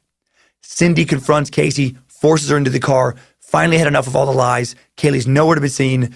Casey cannot give a satisfactory answer to Kaylee's whereabouts. Cindy drops off Amy at Amy's house, then makes 3 911 calls from her car. Here's the transcript of the first 911 call. Operator, hello. Cindy Anthony. Hi, I drove to the police department here on Pershing, but you guys are closed. I need to bring someone into the police department. Can you tell me where I can? The closest one I can come to. Operator, What are you trying to accomplish by bringing them to the station? Cindy, I have a 22-year-old person that has grand theft sitting in my auto with me. So the 22-year-old person stole something? Yes. Are they a relative? Yes. Where did they steal it from? My car and also my money. Is this your son? Daughter. Okay, so your daughter stole money from your car? No. My car was stolen. We've retrieved it today when we found out where it was at. We've retrieved it. I got that. And I have affidavits from my banking account. I want to bring her in. I want to press charges. Where did all of this happen? Oh, it's been happening. I love that little note. Oh, it's been happening. It's been happening for about 5 fucking years. And I'm ready to finish the choke job I started a few weeks ago. Operator, I know, but I need to establish the jurisdiction is what I'm trying. Cindy, oh, I live in Orlando. Operator, but what address did these thefts occur at? Well, I guess at my residence. That's actually going to be the jurisdiction of the sheriff's office, ma'am, not the Orlando Police Department. All righty. Let me transfer you over to the communications section for Orange County. Okay. Now, so is this the Orlando Sheriff's Department, the one on 436? Is that open this afternoon or this evening? The substation you're at, off Pershing, if it's the Orlando Police, we're open primarily in the day. But that's not the sheriff's. That's the city police, which does not have jurisdiction for your address. I know the sheriff's department on 436. What I'm going to do is transfer you to the sheriff's communications section. You can determine that. Cindy, okay. And then the thing is transferred. Then you hear like kind of Cindy and Casey kind of talking in the background. Cindy says, my next thing will be my child's thing, and we'll have a court order to get it. If that's what you want to play, we'll do that. You'll never. You hear Casey mumbling. Then Cindy says, well, then you have, no, I'm not giving you another day. I've given you a month. Right. And then it goes on to the second conversation. The second conversation, Cindy informs the police that she has not seen her granddaughter in a month, and her daughter Casey is lying about what happened to her granddaughter. Then she gets the third conversation. 911, what's your emergency? I called a little bit ago. The deputy sheriff's not here. I found out my granddaughter's been taken. She's been missing for a month. Her mother finally admitted she's been missing. Okay, what's the address you're calling from? We're talking about a 3-year-old little girl. My daughter finally admitted that the babysitter stole her. I need to find her. Your daughter admitted that the baby is where? That the babysitter took her a month ago. That my daughter's been looking for her. I told you my daughter was missing for a month. I just found her today, but I can't find my granddaughter. She just admitted to me that she's been trying to find her herself. There's something wrong. I found my daughter's car today, and it smells like there's been a dead body in the damn car. Okay, what is the 3-year-old's name? Kaylee Anthony. Kaylee Anthony? Yes. Is she white, black, or Hispanic? She's white. How long is she? Well, that's weird. Oh, I guess because they're looking for her. Never mind. I was like, that's a weird question. Actually, it's a good question. Trying to identify her. How long has she been missing for? I have not seen her since the 7th of June. What is her date of birth? 8/9/2000. Oh God, she's 3. She's 2005. George, Kaylee's missing. George, what? Kaylee's missing. Casey says Zanita took her a month ago. Dispatch. Okay, I understand. Can you just calm down for 1 minute? I need to know what's going on. I'm going to try and dispatch. Is your daughter there? Cindy, I'm on the phone with her. Dispatch, is your daughter there? Yes. Can I speak with her? Do you mind if I speak with her? Thank you. Cindy, I called them 2 hours ago and they haven't gotten here. Casey finally admitted Zanita took her a month ago. Been trying to find her. Ma'am, it's the Orange County Sheriff's Department. They want to talk to you. Answer their questions. Casey gets on the phone. Hello? Dispatch, hello? Casey, yes? Dispatch, hi. What can you tell me about what's going on? I'm sorry? Like, what the fuck? Even her responses are weird. I'm sorry? They're trying to find your daughter, you fucking horrible monster. Can you tell me a little bit about what's going on? My daughter's been missing for the last 31 days. And do you know who has her? I know who has her. I've tried to contact her. I actually received a phone call today. Now from a number that is no longer in service. Yeah, so weird. I did get to speak to my daughter for about a minute. Clearly lying there. No, she did not speak to her daughter. Did you guys call and report a vehicle stolen? Yes, my mom did. So the vehicle is stolen too? No, this is my vehicle. What vehicle was stolen? It's a 98 Sunfire. Okay, I have deputies on the way to you right now for that. So now your 3-year-old daughter is missing. Kaylee Anthony? Yes. White female? Yes. 3 years old? 8/9/2005 date of birth? Yes. You last saw her a month ago? 31 days. Been 31 days. Who has her? Do you have a name? Her name is Zanita Fernandez Gonzalez. Who is that? Babysitter? She's been my nanny for about 1.5 years, almost 2 years. Why are you calling now? Why didn't you call 31 days ago? Fucking exactly. Why didn't she call 31 days ago? I'll answer that. Because she fucking killed her daughter. because Zenaida is a figment of her fucked up imagination. She's a lunatic. Casey, I've been looking for her. I've gone through other resources to try and find her, which was stupid. Dispatch, can you give me the name of the nanny again? Spell it out. She spells it. Last name, Fernandez. Fernandez-Gonzalez. I think officers are here. Dispatch, the officers are here? Yes. All right. So now the police have arrived at the Anthony house, 10 p.m., July 15th. Cindy is she's out of her mind with just grief and she's distraught. George is calmly stoic. Casey is typically just confused, like she always just saying weird fucking shit. Doesn't make sense. This is the initial story Casey tells the police. She tells investigators she'd been working at Universal Studios, lie. That Kaylee had been staying with various friends and nannies, lie. In particular, a 25-year-old woman named Zenaida Fernandez-Gonzalez, not true. She tells the detective, and by the way, all this stuff would be found out to not be true. It's not just my opinion.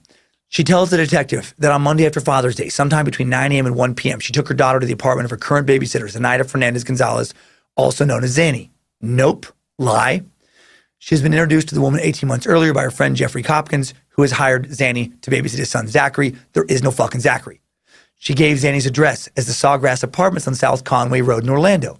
Casey explained that Zanny and two roommates, Raquel Flora and Jennifer Rosa, shared apartment 210. That is the apartment address I mentioned earlier. The one I said would come back up. Zanny didn't live there. Her old friend Annie Downing did. Casey said she had gone to her job at Universal Studios where she claimed she was an event planner. Also, no, that's not true. She said that at 5 p.m. on June 16th, she drove straight back to the Sawgrass Apartments to pick up her daughter, but no one was home. Cell phone records show that's not true. She tried Zanny's cell phone number, was surprised to learn that the line was out of service. Cell phone records show that that's a lie. Casey said that she spent 2 hours on the steps to the second floor of the building waiting for Kaylee and Zanny to return. No, she didn't. She said she spent the next few hours going to familiar places in the area looking for Zanny and Kaylee. No, she did not. Said she started out at J. Blanchard Park, one of Kaylee's favorite spots, moved to other places. After she gave up, she spent the rest of that evening at Tony's. Yeah, watching that fucking movie, watching 2 movies, having a good time, caught on camera, smiling and having fun. And then every day since the toddler's disappearance, she had gone to malls, parks, banks, any place that she could remember Zenaida taking Kaylee. Bullshit. None of her friends would corroborate this search. Zero. She didn't talk about Kaylee being missing to one fucking person in those 31 days. When asked why she had not alerted authorities, she claimed it was out of fear for her daughter's life. She had seen movies and reports on TV in which bad outcomes came when people called the police. She was hoping to handle it on her own. Get the fuck out. It's a ridiculous answer. Casey informs the officer that Zanny had made contact once during the last 4 weeks. Nope. Nobody named Zanny called her. Cell phone records prove that. She was unable to provide the deputy with the exact date or time of the call. Said it had been disconnected before anything was said. Pfft. Okay, right. Casey said she'd gotten a call from her daughter. Kaylee had started to tell her what she'd been doing. Casey interrupted her, asked her to put an adult on the phone. Child hung up without telling her how or where she was. There was no way to call her back. The number was blocked. At midnight, a sergeant shows up and Casey takes him to Zanny's apartment. When they arrive, doesn't even get out of the car. Just indicates where the unit is on the second floor. Says it's 210. The unit is completely vacant. Who has no interest in going to the apartment that their child has supposedly been taken to? Someone who already knows the kid isn't there. That's who. Someone who knows the kid's fucking dead. They return to the Anthony household. About 4 a.m., Detective Yuri Milich arrives to speak with Casey. Before they began, Milich made it clear this was her one chance to be forthcoming with the truth. He shows her the signed 4-page document and says, "You're sure that everything contained in these statements is true and accurate?" She says, "Yes." "That's the truth," Casey says. "It's a story I'm going to stick with." Story is correct. Casey tells Detective Milich that she has known Zanny since she was pregnant. According to Casey, she had confided in 2 people about Kaylee's disappearance in the weeks following the event. The 2 people were Jeff Hopkins and her coworker, their coworker, Juliette Lewis. She did not have a phone number for either person. How convenient. Says they were lost when she switched SIM cards.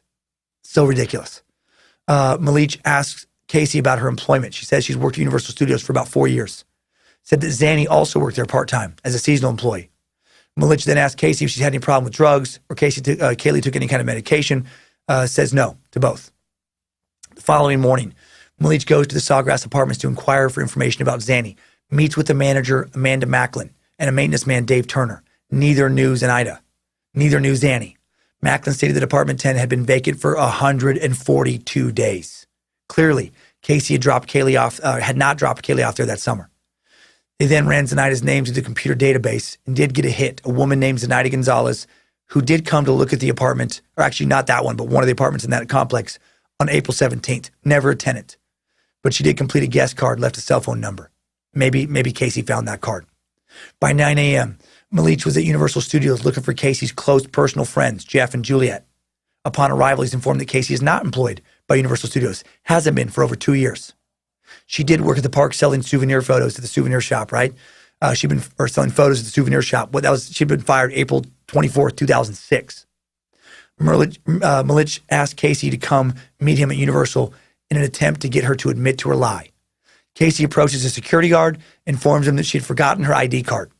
He takes her name, runs to the computer. When he informs her that they had no record, she persists, stating emphatically that she did work there. How crazy is this? She doesn't work. The guard requests the name of her supervisor. She dutifully provides this name. The three cops then watch this crazy scene unfold, each intrigued to see how Casey's going to react when she finds out that this is all, or when they find out that this is all nonsense. She completely committed to a lie. There was no chance of being true. To their surprise, she strides confidently through the maze of office buildings that house the business side of Universal Studios. She takes a left at the first building, walks to the end of the roadway, takes the left again at the next intersection, crosses to the opposite side of the street through a parking lot, passes the first of two. She's just wandering around, enters the door of another building. They know this building has never housed the event planning division where she's claiming she worked. But she, just totally confidently, she just leads them down one hallway after another, winding them around. Finally, she stops, shoves her hands in her back pockets, turns to them, flashes some cute little grin, and says, "Okay, I don't really work here." Did she think they were just going to fucking give up and be like, "All right, sounds legit"? I mean, think of the type of person that commits this hard to this insane of a lie. She knows it's a lie. When she's been caught red-handed, she finally admits it's a lie. She's been telling people for 2 years. My God, man. The detective takes Casey back to the police station to question her. She's still refusing to explain where Kaylee is, obviously lying. When confronted with her lies, nothing changes. Casey is arrested on charges of child neglect while at the station. She calls her mom. Check out how cold her conversation is in this transcript. Casey says, "You don't know what my involvement is in stuff." Her mom says, "Casey, Mom, what? No. I don't know what your involvement is, sweetheart. You're not telling me where she's at." "Because I don't fucking know where she's at. Are you kidding me?" "Casey, don't waste your call screaming and hollering at me. Waste my call sitting in what? Oh, jail? Well, whose fault is it that you're sitting in jail? Are you blaming me that you're sitting in jail?" "Not my fault," says Casey. "Get the fuck out of here." Cindy says, "Blame yourself for telling lies." "What do you mean it's not your fault? What do you mean it's not your fault, sweetheart? If you'd have told them the truth and not lied about everything, they wouldn't." Casey interrupts. "Do me a favor. Just tell me where Tony's number is. I don't want to talk to you right now. Forget it." And then hangs up. Doesn't mention Kaylee one time. Kaylee is supposedly still out there. Doesn't mention her one fucking time. Just wants to know where Tony is. On July 17th, members of the Anthony family appear on TV appealing for the public's help in finding little Kaylee. Detective Melich is able to track down a woman going by the name of Zenaida who lives in Kissimmee, about 30 minutes south of Orlando. She's 42, has 6 children, drives a car with New York license plates, friendly and cooperative, denies knowing Casey or Kaylee, denies having ever been employed by fucking anyone as a babysitter anywhere. Also on the 17th, a cadaver dog named Jairus is brought into the Anthony home. He picks up the smell of human decomposition in the trunk of the Pontiac Casey was driving. On July 22nd, Judge Strickland sets Casey's bond at $500,000 for felony child neglect. No one has the money, so she remains in jail. On July 23rd and on the 24th, Casey meets with 2 psychologists. Initial reports from both doctors state that she was perfectly normal, no indication of mental illness. She also stated unequivocally that she had never been physically or sexually abused. The only item of note was an observation made by one of the psychiatrists who reported that Casey was, quote, unusually happy considering her circumstances. That's disturbing. August 26th, over 2 months after Kaylee's disappearance, EquiSearch, a Texas-based search group, dispatches more than 4,200 workers and volunteers to look for Kaylee. They find nothing. On August 27th, Dr. Arpad Vass, a forensic researcher at Tennessee's Oak Ridge National Laboratory, is brought in to examine the odor in the trunk of the car. He concludes that it is indeed from human remains. He also finds high levels of chloroform in the trunk of the car. Hair belonging to Kaylee, also found in the trunk of the car. On September 1st, the Orange County Sheriff's Department announces there is a strong possibility that Kaylee is no longer alive. On October 14th, a grand jury indicts Casey on capital murder and other charges within 2 hours of convening. Anthony pleads not guilty. Soon after, Casey sells photos of Kaylee to ABC News for $200,000. Yeah, December 3rd, the first trial date is set for January 5th, 2009. On December 11th, Roy Kronk, an Orange County meter reader, who'd called the police over the summer about a suspicious bag in a swamp near the Anthony residence, was revisiting the same swamp on Suburban Drive. He noted that a gray laundry bag he'd phoned in to report back in August was still there. Now he had no doubt that the white object he had seen next to the bag was a skull. Calls his boss utility company, leading to the fourth phone call to the police, alerting them to something important on Suburban Drive. 9:38 that morning, some of the skeletal remains of a child are found. Over the next few days, they find the torso and most of the ribs had been pulled to a secondary location. The vertebrae had been pulled to a third place. One specific bone, a hip bone, was buried in 4 inches of muck. The type of accumulation of muck could have occurred only through the movement of water over and around the bone once it had been moved to that location by an animal. Thus, it was determined, like some scavenger. Thus, it was determined that the body had fully decomposed prior to the rainy season in July and tropical storm Faye, which hit in mid-August. It appears that the body had been wrapped in a baby blanket that had a Winnie the Pooh and Piglet pattern on it, and then stuffed in 2 garbage bags, one inside the other for extra strength, and all of that inside of a laundry bag. About a foot to the left of the skull was a pair of shorts, size 24 months, with kind of a stripe pattern on them. Everything was pretty shredded. When the skull was examined more closely, duct tape was found to be, there was like 3 partially overlapping pieces of duct tape. There's this brand name of Henkel. During the search, detectives found a number of items that pointed to the remains belonging to Kaylee Anthony. A laundry bag of the same Whitney design brand was found with Kaylee's remains. The same with the remains. There was also one in the Anthony garage. Whitney design was a Target product. The canvas bags lined with coated plastic were sold in sets of 2, one rectangular, one cylinder shape. Kaylee's remains were in the cylinder shaped bag. A rectangular one was found in the house. Venturing back to the house, the search warrant specifically singled out items with Winnie the Pooh and Piglet based on the blanket found around the skeleton, the identical pattern of the 2 characters was in numerous places in Kaylee's room, from her curtains to the bolster on her bed. Cindy would later acknowledge that a blanket that went with the bed set was missing.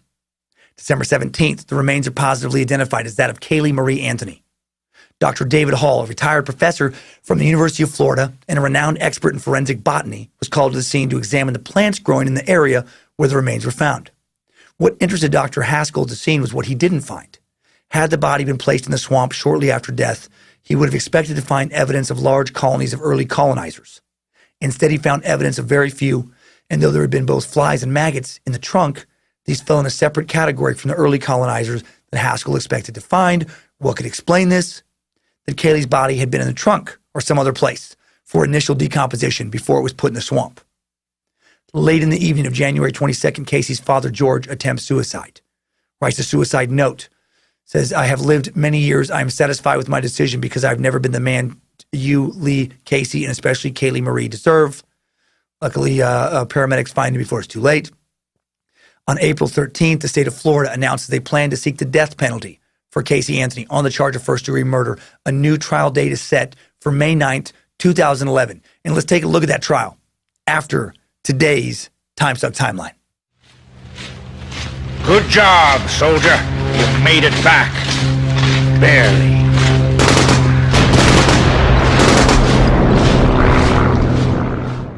Okay, so you already know that Casey Anthony was found not guilty, but how? Well, Casey Anthony juror Jennifer Ford said immediately after the trial that she and the other jurors cried and were sick to our stomachs after voting to acquit Casey Anthony of charges that she killed her 2-year-old daughter, Kaylee. "I did not say she was innocent," said Ford, who had previously only been identified as juror number 3. "I just said there was not enough evidence.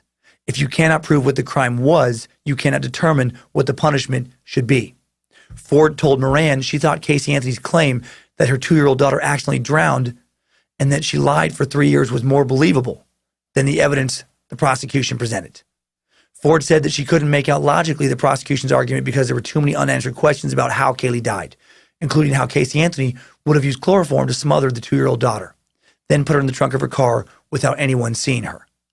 If there was a dead child in the trunk, does that prove how she died? No idea. Still, no idea, Ford told Moran.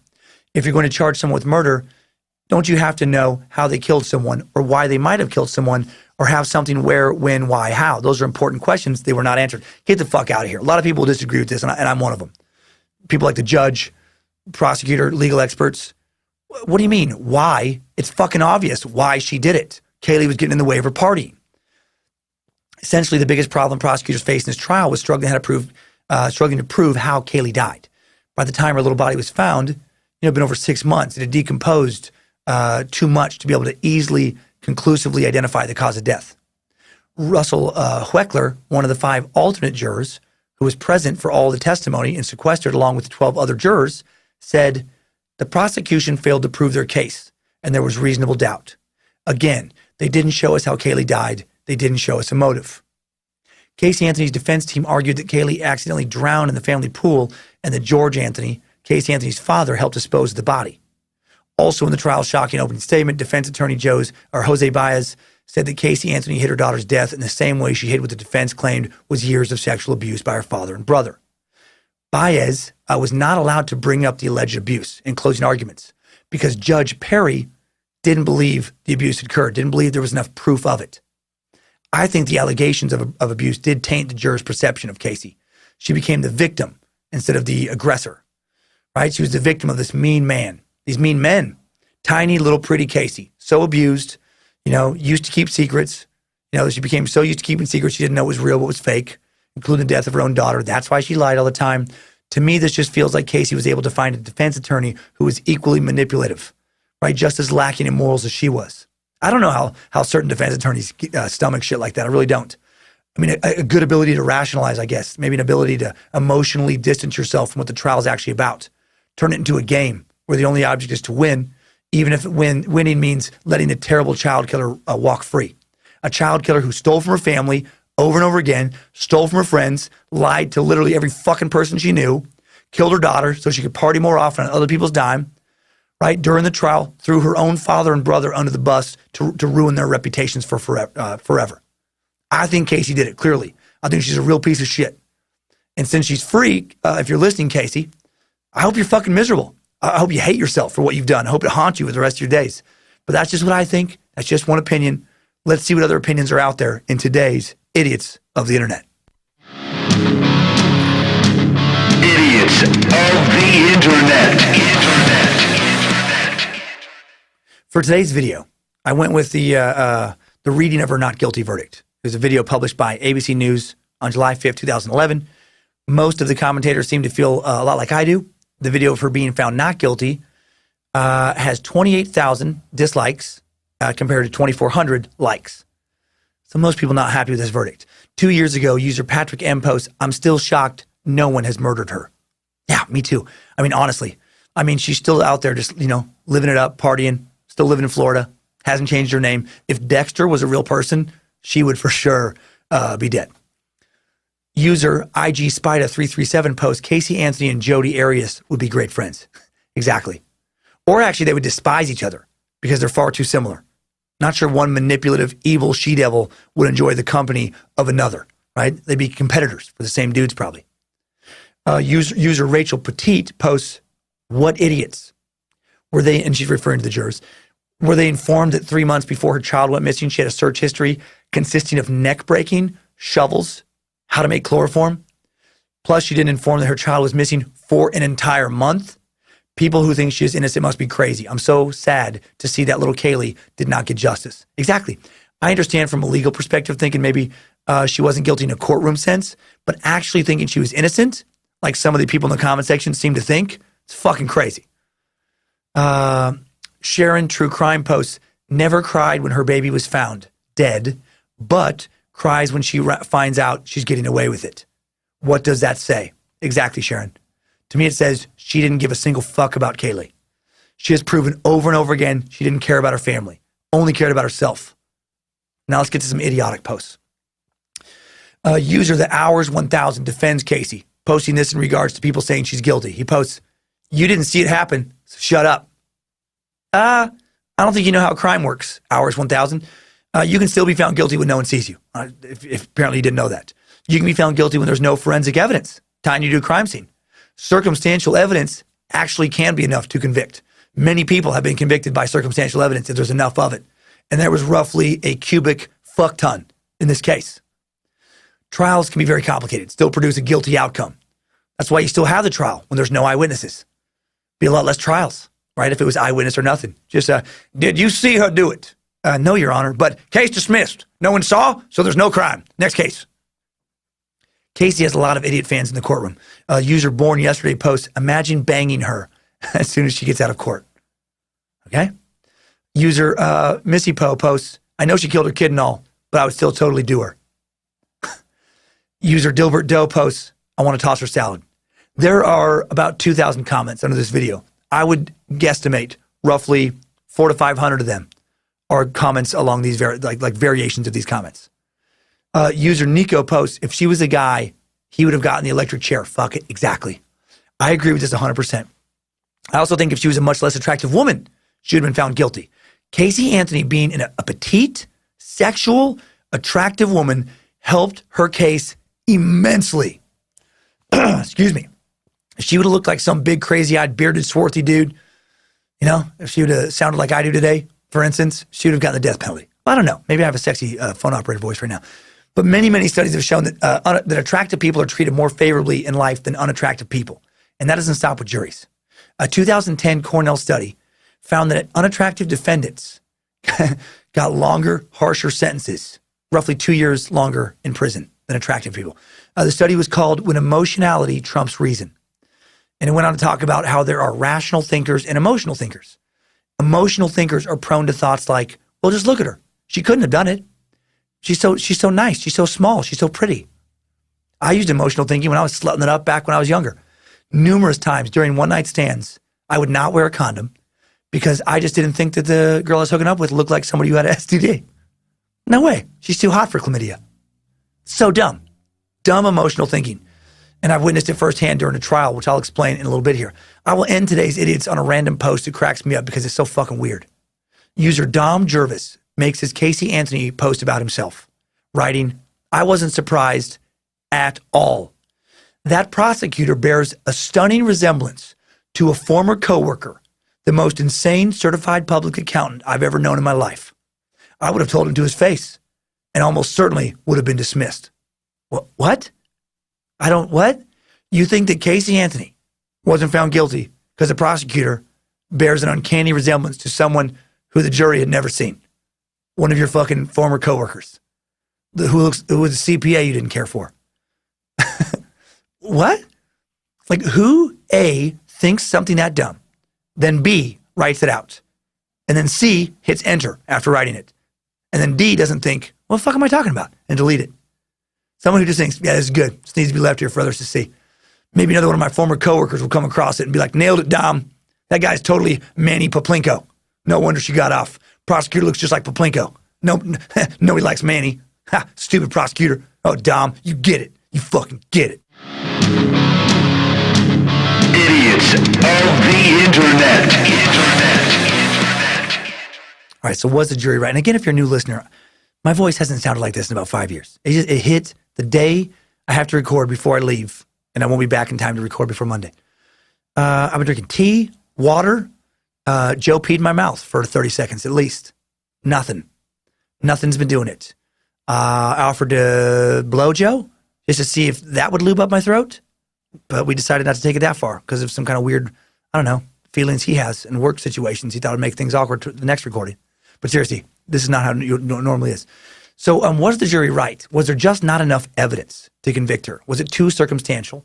Let's check in with some experts who were interviewed by CNN 10 years after the trial ended. Belvin Perry, the judge, says, I thought the state had proved its case. I thought, while they may have had some flaws in their case, there was a high probability that Casey would be found guilty of some form of homicide. And that did not occur. The defense threw out a lot of theories. They threw out that she drowned. They tried to build on the inference that the gate was open, that the ladder was down, that she was known to go out the door, go up to the pool because she liked water. There was no evidence that that had happened. The most logical thing that happened, he said, was that she tried to knock her daughter out by the use of chloroform, gave her too much chloroform, which caused her daughter to die. So the judge, years later, still thinks that Casey killed Kaylee and also thinks there was enough evidence presented to convict her. Detective John Allen, who supervised the investigation into Kaylee's death, said, once we tossed Casey's car to the forensics bay, it smelled of a dead body. We listened to the 911 tape. It seemed very unlikely that we were looking for a live child. He says, in any interrogation, you try to find what motivates a person to tell the truth. You try to give them a reason to tell the truth. And I didn't know that anything we would have done with her would have made a difference. I mean, some people, you may appeal to their sense of guilt or remorse. And that certainly wasn't going to motivate Casey, because she's never, at least any time that I've ever seen her, seemed to have any remorse at all. So I don't know. I'm not really sure how we would have approached it with her that would have motivated her to tell the truth. So clearly the detective still feels like she did it, and clearly still thinks she's a fucking sociopath. And then there's the medical examiner. I found this very interesting. Dr. Jan Garavilla. The main problem was the jury not feeling confident that she was murdered, right? Not knowing for sure that she was murdered. Well, the medical examiner basically thinks that the jury just either wasn't smart enough to understand that there was in fact evidence of murder, or that they just let themselves be manipulated by just, defense team kind of fucking legal mumbo jumbo. This is what she says. Looking back 10 years, what I was most appalled with was the lack of truth, the lack of substantiated information. You could just say lies and not back it up by any kind of evidence, and it was allowed. That was a turning point for me. This has been happening more and more in the past 10 years, but this was the first time that I had to deal with it in society. Sometimes the truth doesn't matter. And if you say it loud enough and often enough, people get confused and start believing you. Clearly talking about the jury. As a medical examiner, we're expected to do a few things: identify the body, come up with the cause of death, why that person died, and the manner of death. We don't look at just what the autopsy or what the body shows. We look at the scene. We look at the circumstances. We look at what's going on preceding the death. In this case, we have a child that is not reported missing. When the child is reported missing by the grandmother, there is no explanation that's credible of what happened to the child. The body has clearly been hidden. It has been put in 2 plastic bags, then put in a canvas bag, then thrown behind a rotting log a couple blocks from the Anthony house. Then we have the duct tape that's still present on her face. Those 3 things together clearly make this a homicide. It's not changed in my mind. It's not changed in the police's mind. It's not changed in the prosecutor's mind. There is absolutely no proof this is an accidental death. Sometimes I think science took a backseat to truth with Casey Anthony. And now my last thought. I served on one jury, a DUI trial that lasted just one day a couple years ago. For my stand-up fans, this happened after my jury story, and the judge knew my jury joke, still had me served, which is crazy. That's a whole nother thing. Anyway, this kid, 22-year-old kid, wrecked his truck around 3 a.m. on a Saturday night around Post Falls, Idaho, drove it up an exit ramp to the freeway. So now he's driving the wrong way in the fucking freeway. Passes out behind the wheel, drives across the median, drives across the other side of the freeway, drives off the bank, rolls down the hill. When the cops show up, his blood alcohol level is over 3 times the legal limit. They find over 6 open cans of beer, either in the cab of his truck or near his truck, cans that had fallen out when he rolled down the hill. He admitted to going to a bar with friends that night, admitted to drinking, claims he had 2 drinks. Yeah, right. Went to a party at a friend's house after the bars closed down, claims he only drank water there and sobered up. Says he crashed because he was tired from a long week of work. Said the accident shook him up and he pounded half a dozen beers on the embankment to calm down. Yeah, that's what happened. And if I wasn't on the jury, he would have walked for sure. One of the other jurors was worried about him maybe losing his job because of a DUI conviction, didn't want to convict him because of that. What the fuck does that have to do with the case? He's worried about how this would impact his kid financially. Another juror, this dude was nuts, was going to let him go because this guy didn't like cops. He had a couple bad experiences getting pulled over, thought cops were assholes, thought they were power trippers, and he felt like submitting a guilty verdict would be siding with the cops. Dude, when I confronted this guy on this about how fucking nonsensical that was, he literally shook like he was going to have some kind of weird anxiety breakdown. Emotional thinkers, these 2 dudes. And also, let's be honest, fucking idiots. The dude who hated cops, fucking idiot, letting his feelings about cops get in the way of a completely separate case, got legitimately angry. The other guy, just some moron who doesn't understand how fucking trials work at all. Why do I think Casey Anthony got away with murder? Because sometimes getting judged by your peers is a terrible system. Sometimes when dirtbags go on trial, their peers are just as ridiculous and idiotic as they are. Sad but true. Time now for top 5 takeaways. Timesuck Top 5 Takeaways. Number 1, July 5th, 2011. A Florida jury finds Casey Anthony not guilty on counts 1 through 3 regarding first-degree murder, aggravated manslaughter of a child, aggravated child abuse. Casey's found guilty on counts 4 through 7 for providing false information to law enforcement. After getting credit for time served during a trial, Casey is released from prison 12 days later on July 17th, 2011. Number 2, the last time anyone saw Kaylee was June 16th, 2008. The police wouldn't be notified about her disappearance until July 15th, and only then because Casey's mom, Cindy, finally tracked her down, called the police after being lied to for a month.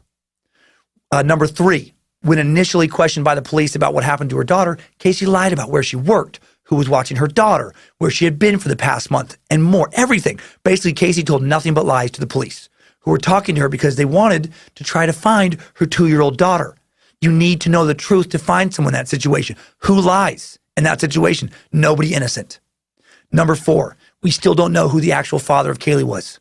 Casey named so many men, and the one dude who looked into it found out he was not the father. There's a good chance Casey herself has no idea. Number 5, new info. Where's Casey now? This is going to piss you off. As recently as 2017, she was running a small daycare in Orlando just outside of Universal Studios. It's called Zanny the Nanny's Childcare. And apparently, she's doing pretty well. She's lost 3 kids, and that's not fucking nonsense.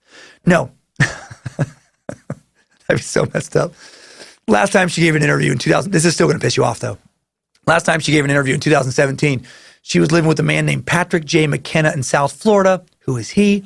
He was the lead investigator for her defense team. McKenna was the lead investigator for O.J. Simpson's defense team when Simpson was accused of killing Nicole Brown Simpson and Ron Goldman.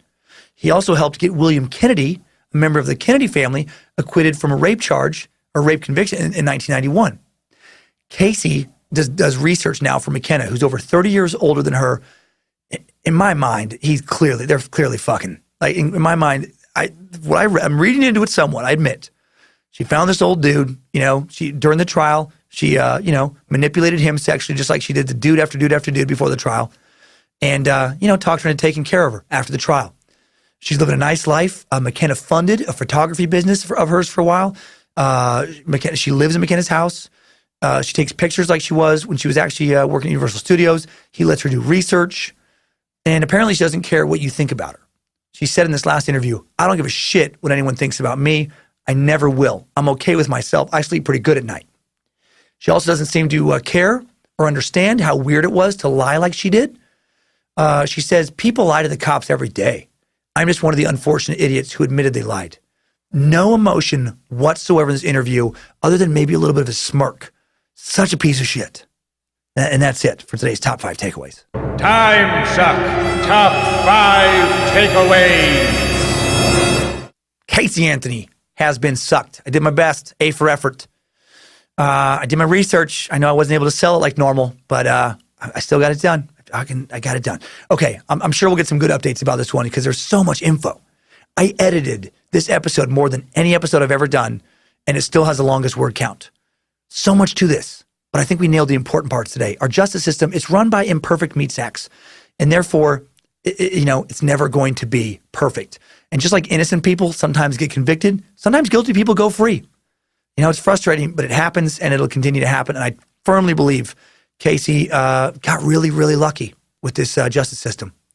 Thank you to the Timesuck team. Thanks to the Queen of the Suck, Lindsay Cummins, High Priest of the Suck, Harmony Vellicamp, Jesse, Guardian of Grammar Dobner, Reverend Dr. Joe Paisley, Timesuck High Priest Alex Dugan, the guys at Bit Elixir, Danger Brain, Axis Apparel, Heather, Knowledge Ninja Rylander for the research. Next week, we're doing another Patreon-supported Space Lizard voted-in topic, National Park Mysteries. A lot of weird shit has gone on over the years in our national parks. We may talk about the Hopi Keeper of Death, the Yosemite UFO, haunted battlegrounds, mysterious disappearances, strange campfire monsters. We're going to get weird, paranormal next week. And I give more details, but I don't got much voice left.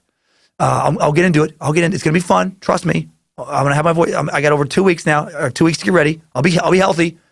Right now I'm exhausted. This suck was a big one. Let's get into today's Time Sucker updates. Updates? Get your Time Sucker updates.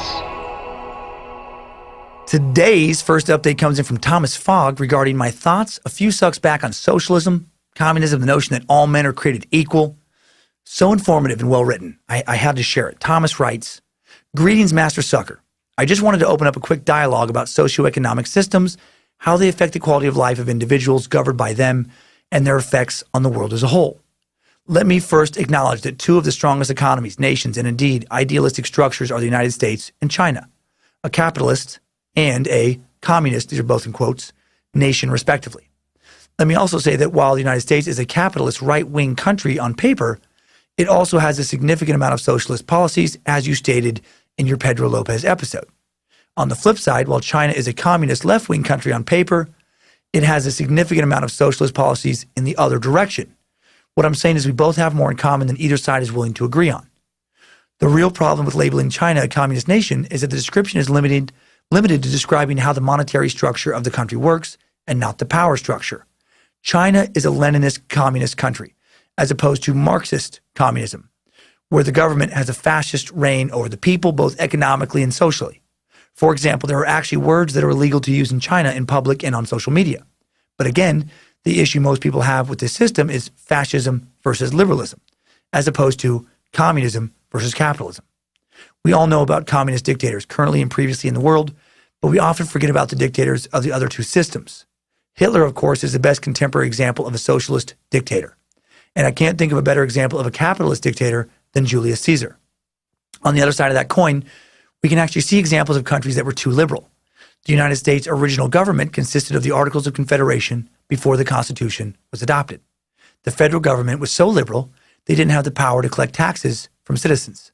So we see that the Goldilocks zone is somewhere in the middle between fascism and liberalism, regardless of how far to one side one believes is right.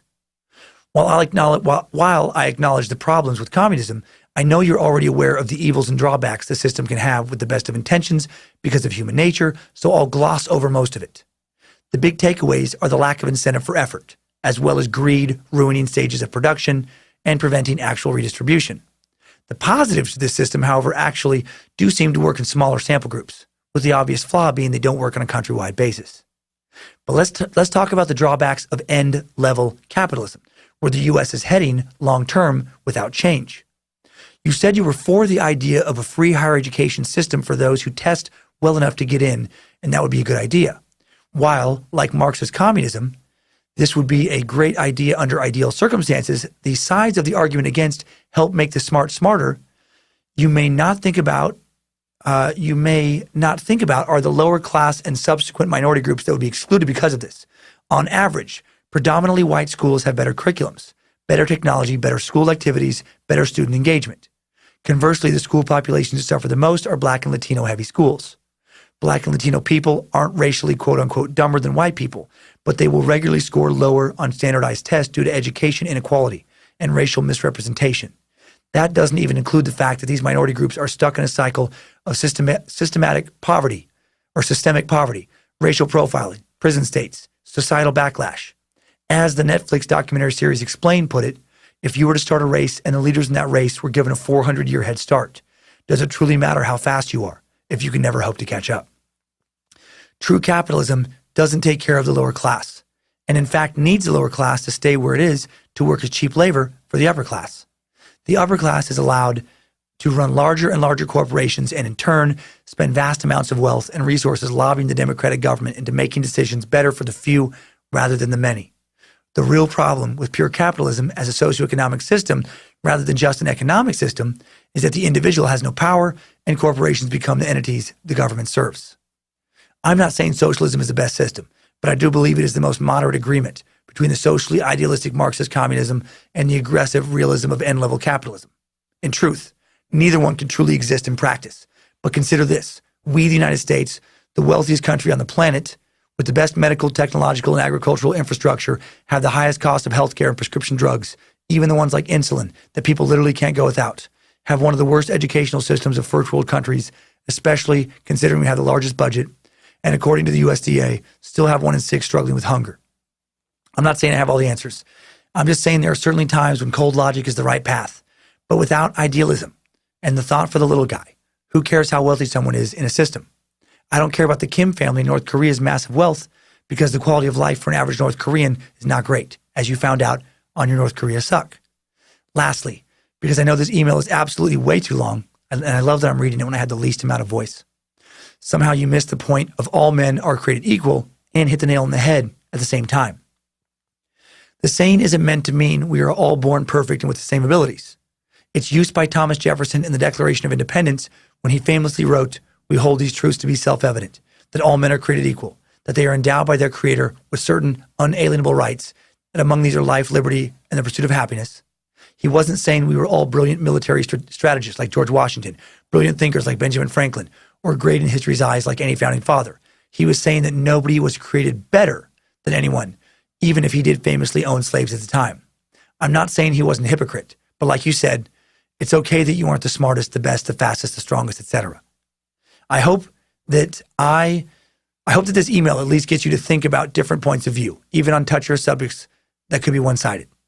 If you take the time to read this email in its entirety, just know that even though we sometimes have differing opinions of the world, I still absolutely continue to be a faithful listener, your longtime listener and cult member, the nerd with too much time on his hands, Thomas Fogg. Man, thank you, Thomas. Wow. You know, you've written it before, and I always appreciate it. I feel like you have one of those Unabomber levels of IQ, my friend. At least a Ed Kemper level of IQ. And I would do an Ed Kemper joke right now, but it would rip my throat apart. Thank you for the well-written explanation. I feel like my perspective has been expanded a bit, and the perspectives of the Timesuck community as well. Yeah, pure capitalism can be a little heartless. I get that. I see that. And I do think, I think that capitalism infused with some socialist elements probably would be ideal. You know, it's also very hard to process. It's so complicated. It's the reason I haven't done too many economic or political sucks. So many factors, not my area of expertise, which is why I love updates like this. I have so much to learn. Thank you for teaching me, you beautiful bastard. I'm hoping a little what you said sinks in the old brain noggin. Hail Nimrod. Okay, next update is regarding some old-time crime and punishment coming from beautiful UK sucker Ian Kilpatrick. Ian writes, "Hey, Master Sucker, just a quick update on the Pinkerton episode.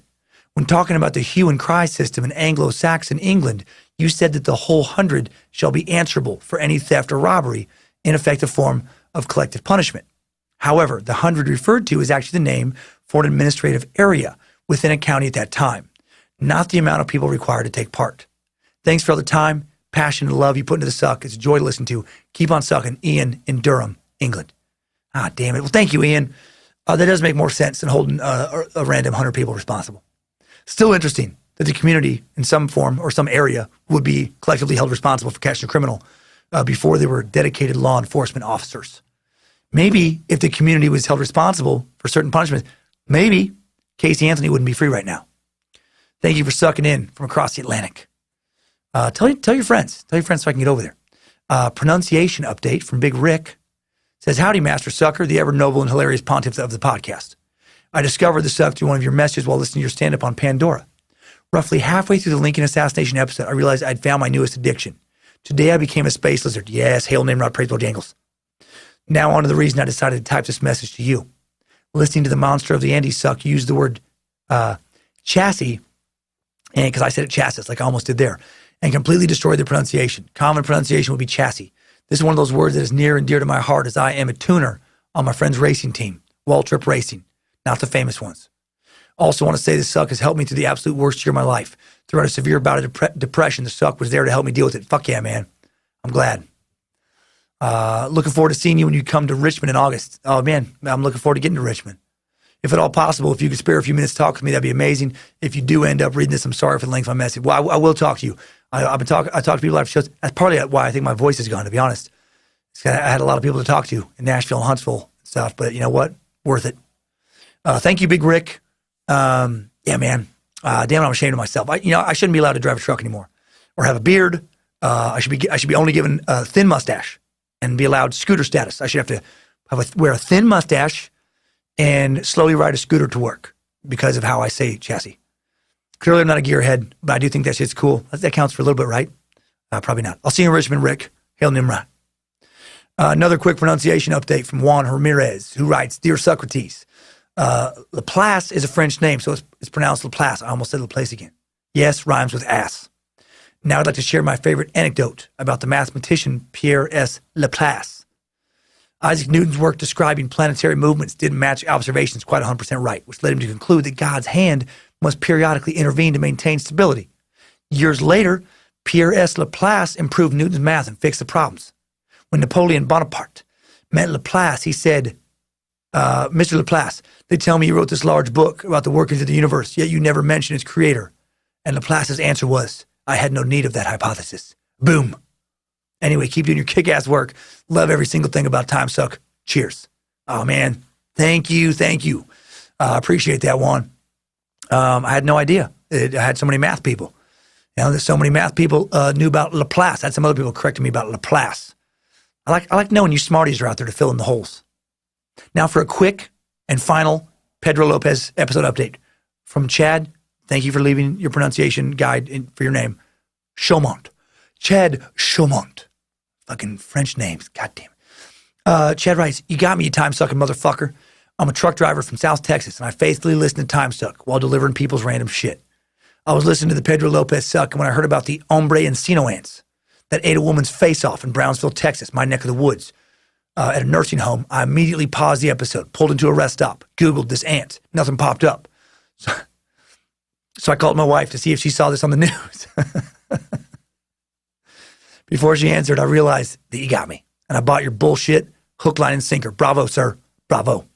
Anyways, I'm sure you get a kick out of this when you hear about it, so I want to let you know. You got me. I do get a kick out of it. I already bought 2 tickets to see your show in Houston. Fuck yes. Can't wait to see you. Hopefully I get to meet you and shake your hand for sure. Keep up the good work, bro. Chad Chaumont. Cajun French means sucker of the suck. I doubt that's true, but I like it. Hail Nimrod, give Bojangles a treat, say hi to the queen of the suck, and have a good one. I love hearing that, Chad. And again, thanks for the phonetic guide. I'll see you in Houston. I think it's the secret group. It's a cool venue. And keep an eye out for those fake ants, man. Just because I bullshitted about, just because I made them up, doesn't mean, I don't know, they could be real. You never know. Just be careful. For all I know, for all you know, maybe ants are going to try and eat your fucking face off. So I hope that doesn't happen. Sincerely, before I see you in Houston. Next time, suckers, I needed that. We all did. Thanks again for listening. Let me do what I love to do, Meat Sacks. Apologize again for the voice. I did my best. We stopped down and recorded. This was a long recording. I would go gargle water. I would go drink tea with honey in it. I would chew on many a cough drop. I would drink other hot liquids. I pounded so much water just to try and get it over loose. Try to using more exfoliants, blowing my nose. Fuck, what it just won't. It is what it is. It's just done. Thanks for being awesome. Please don't kill your kids this week. Do me that small favor. And if you do, fess up. If you kill them, fess up. Don't lie. Don't throw other family members under the bus. And even maybe more importantly, keep on sucking.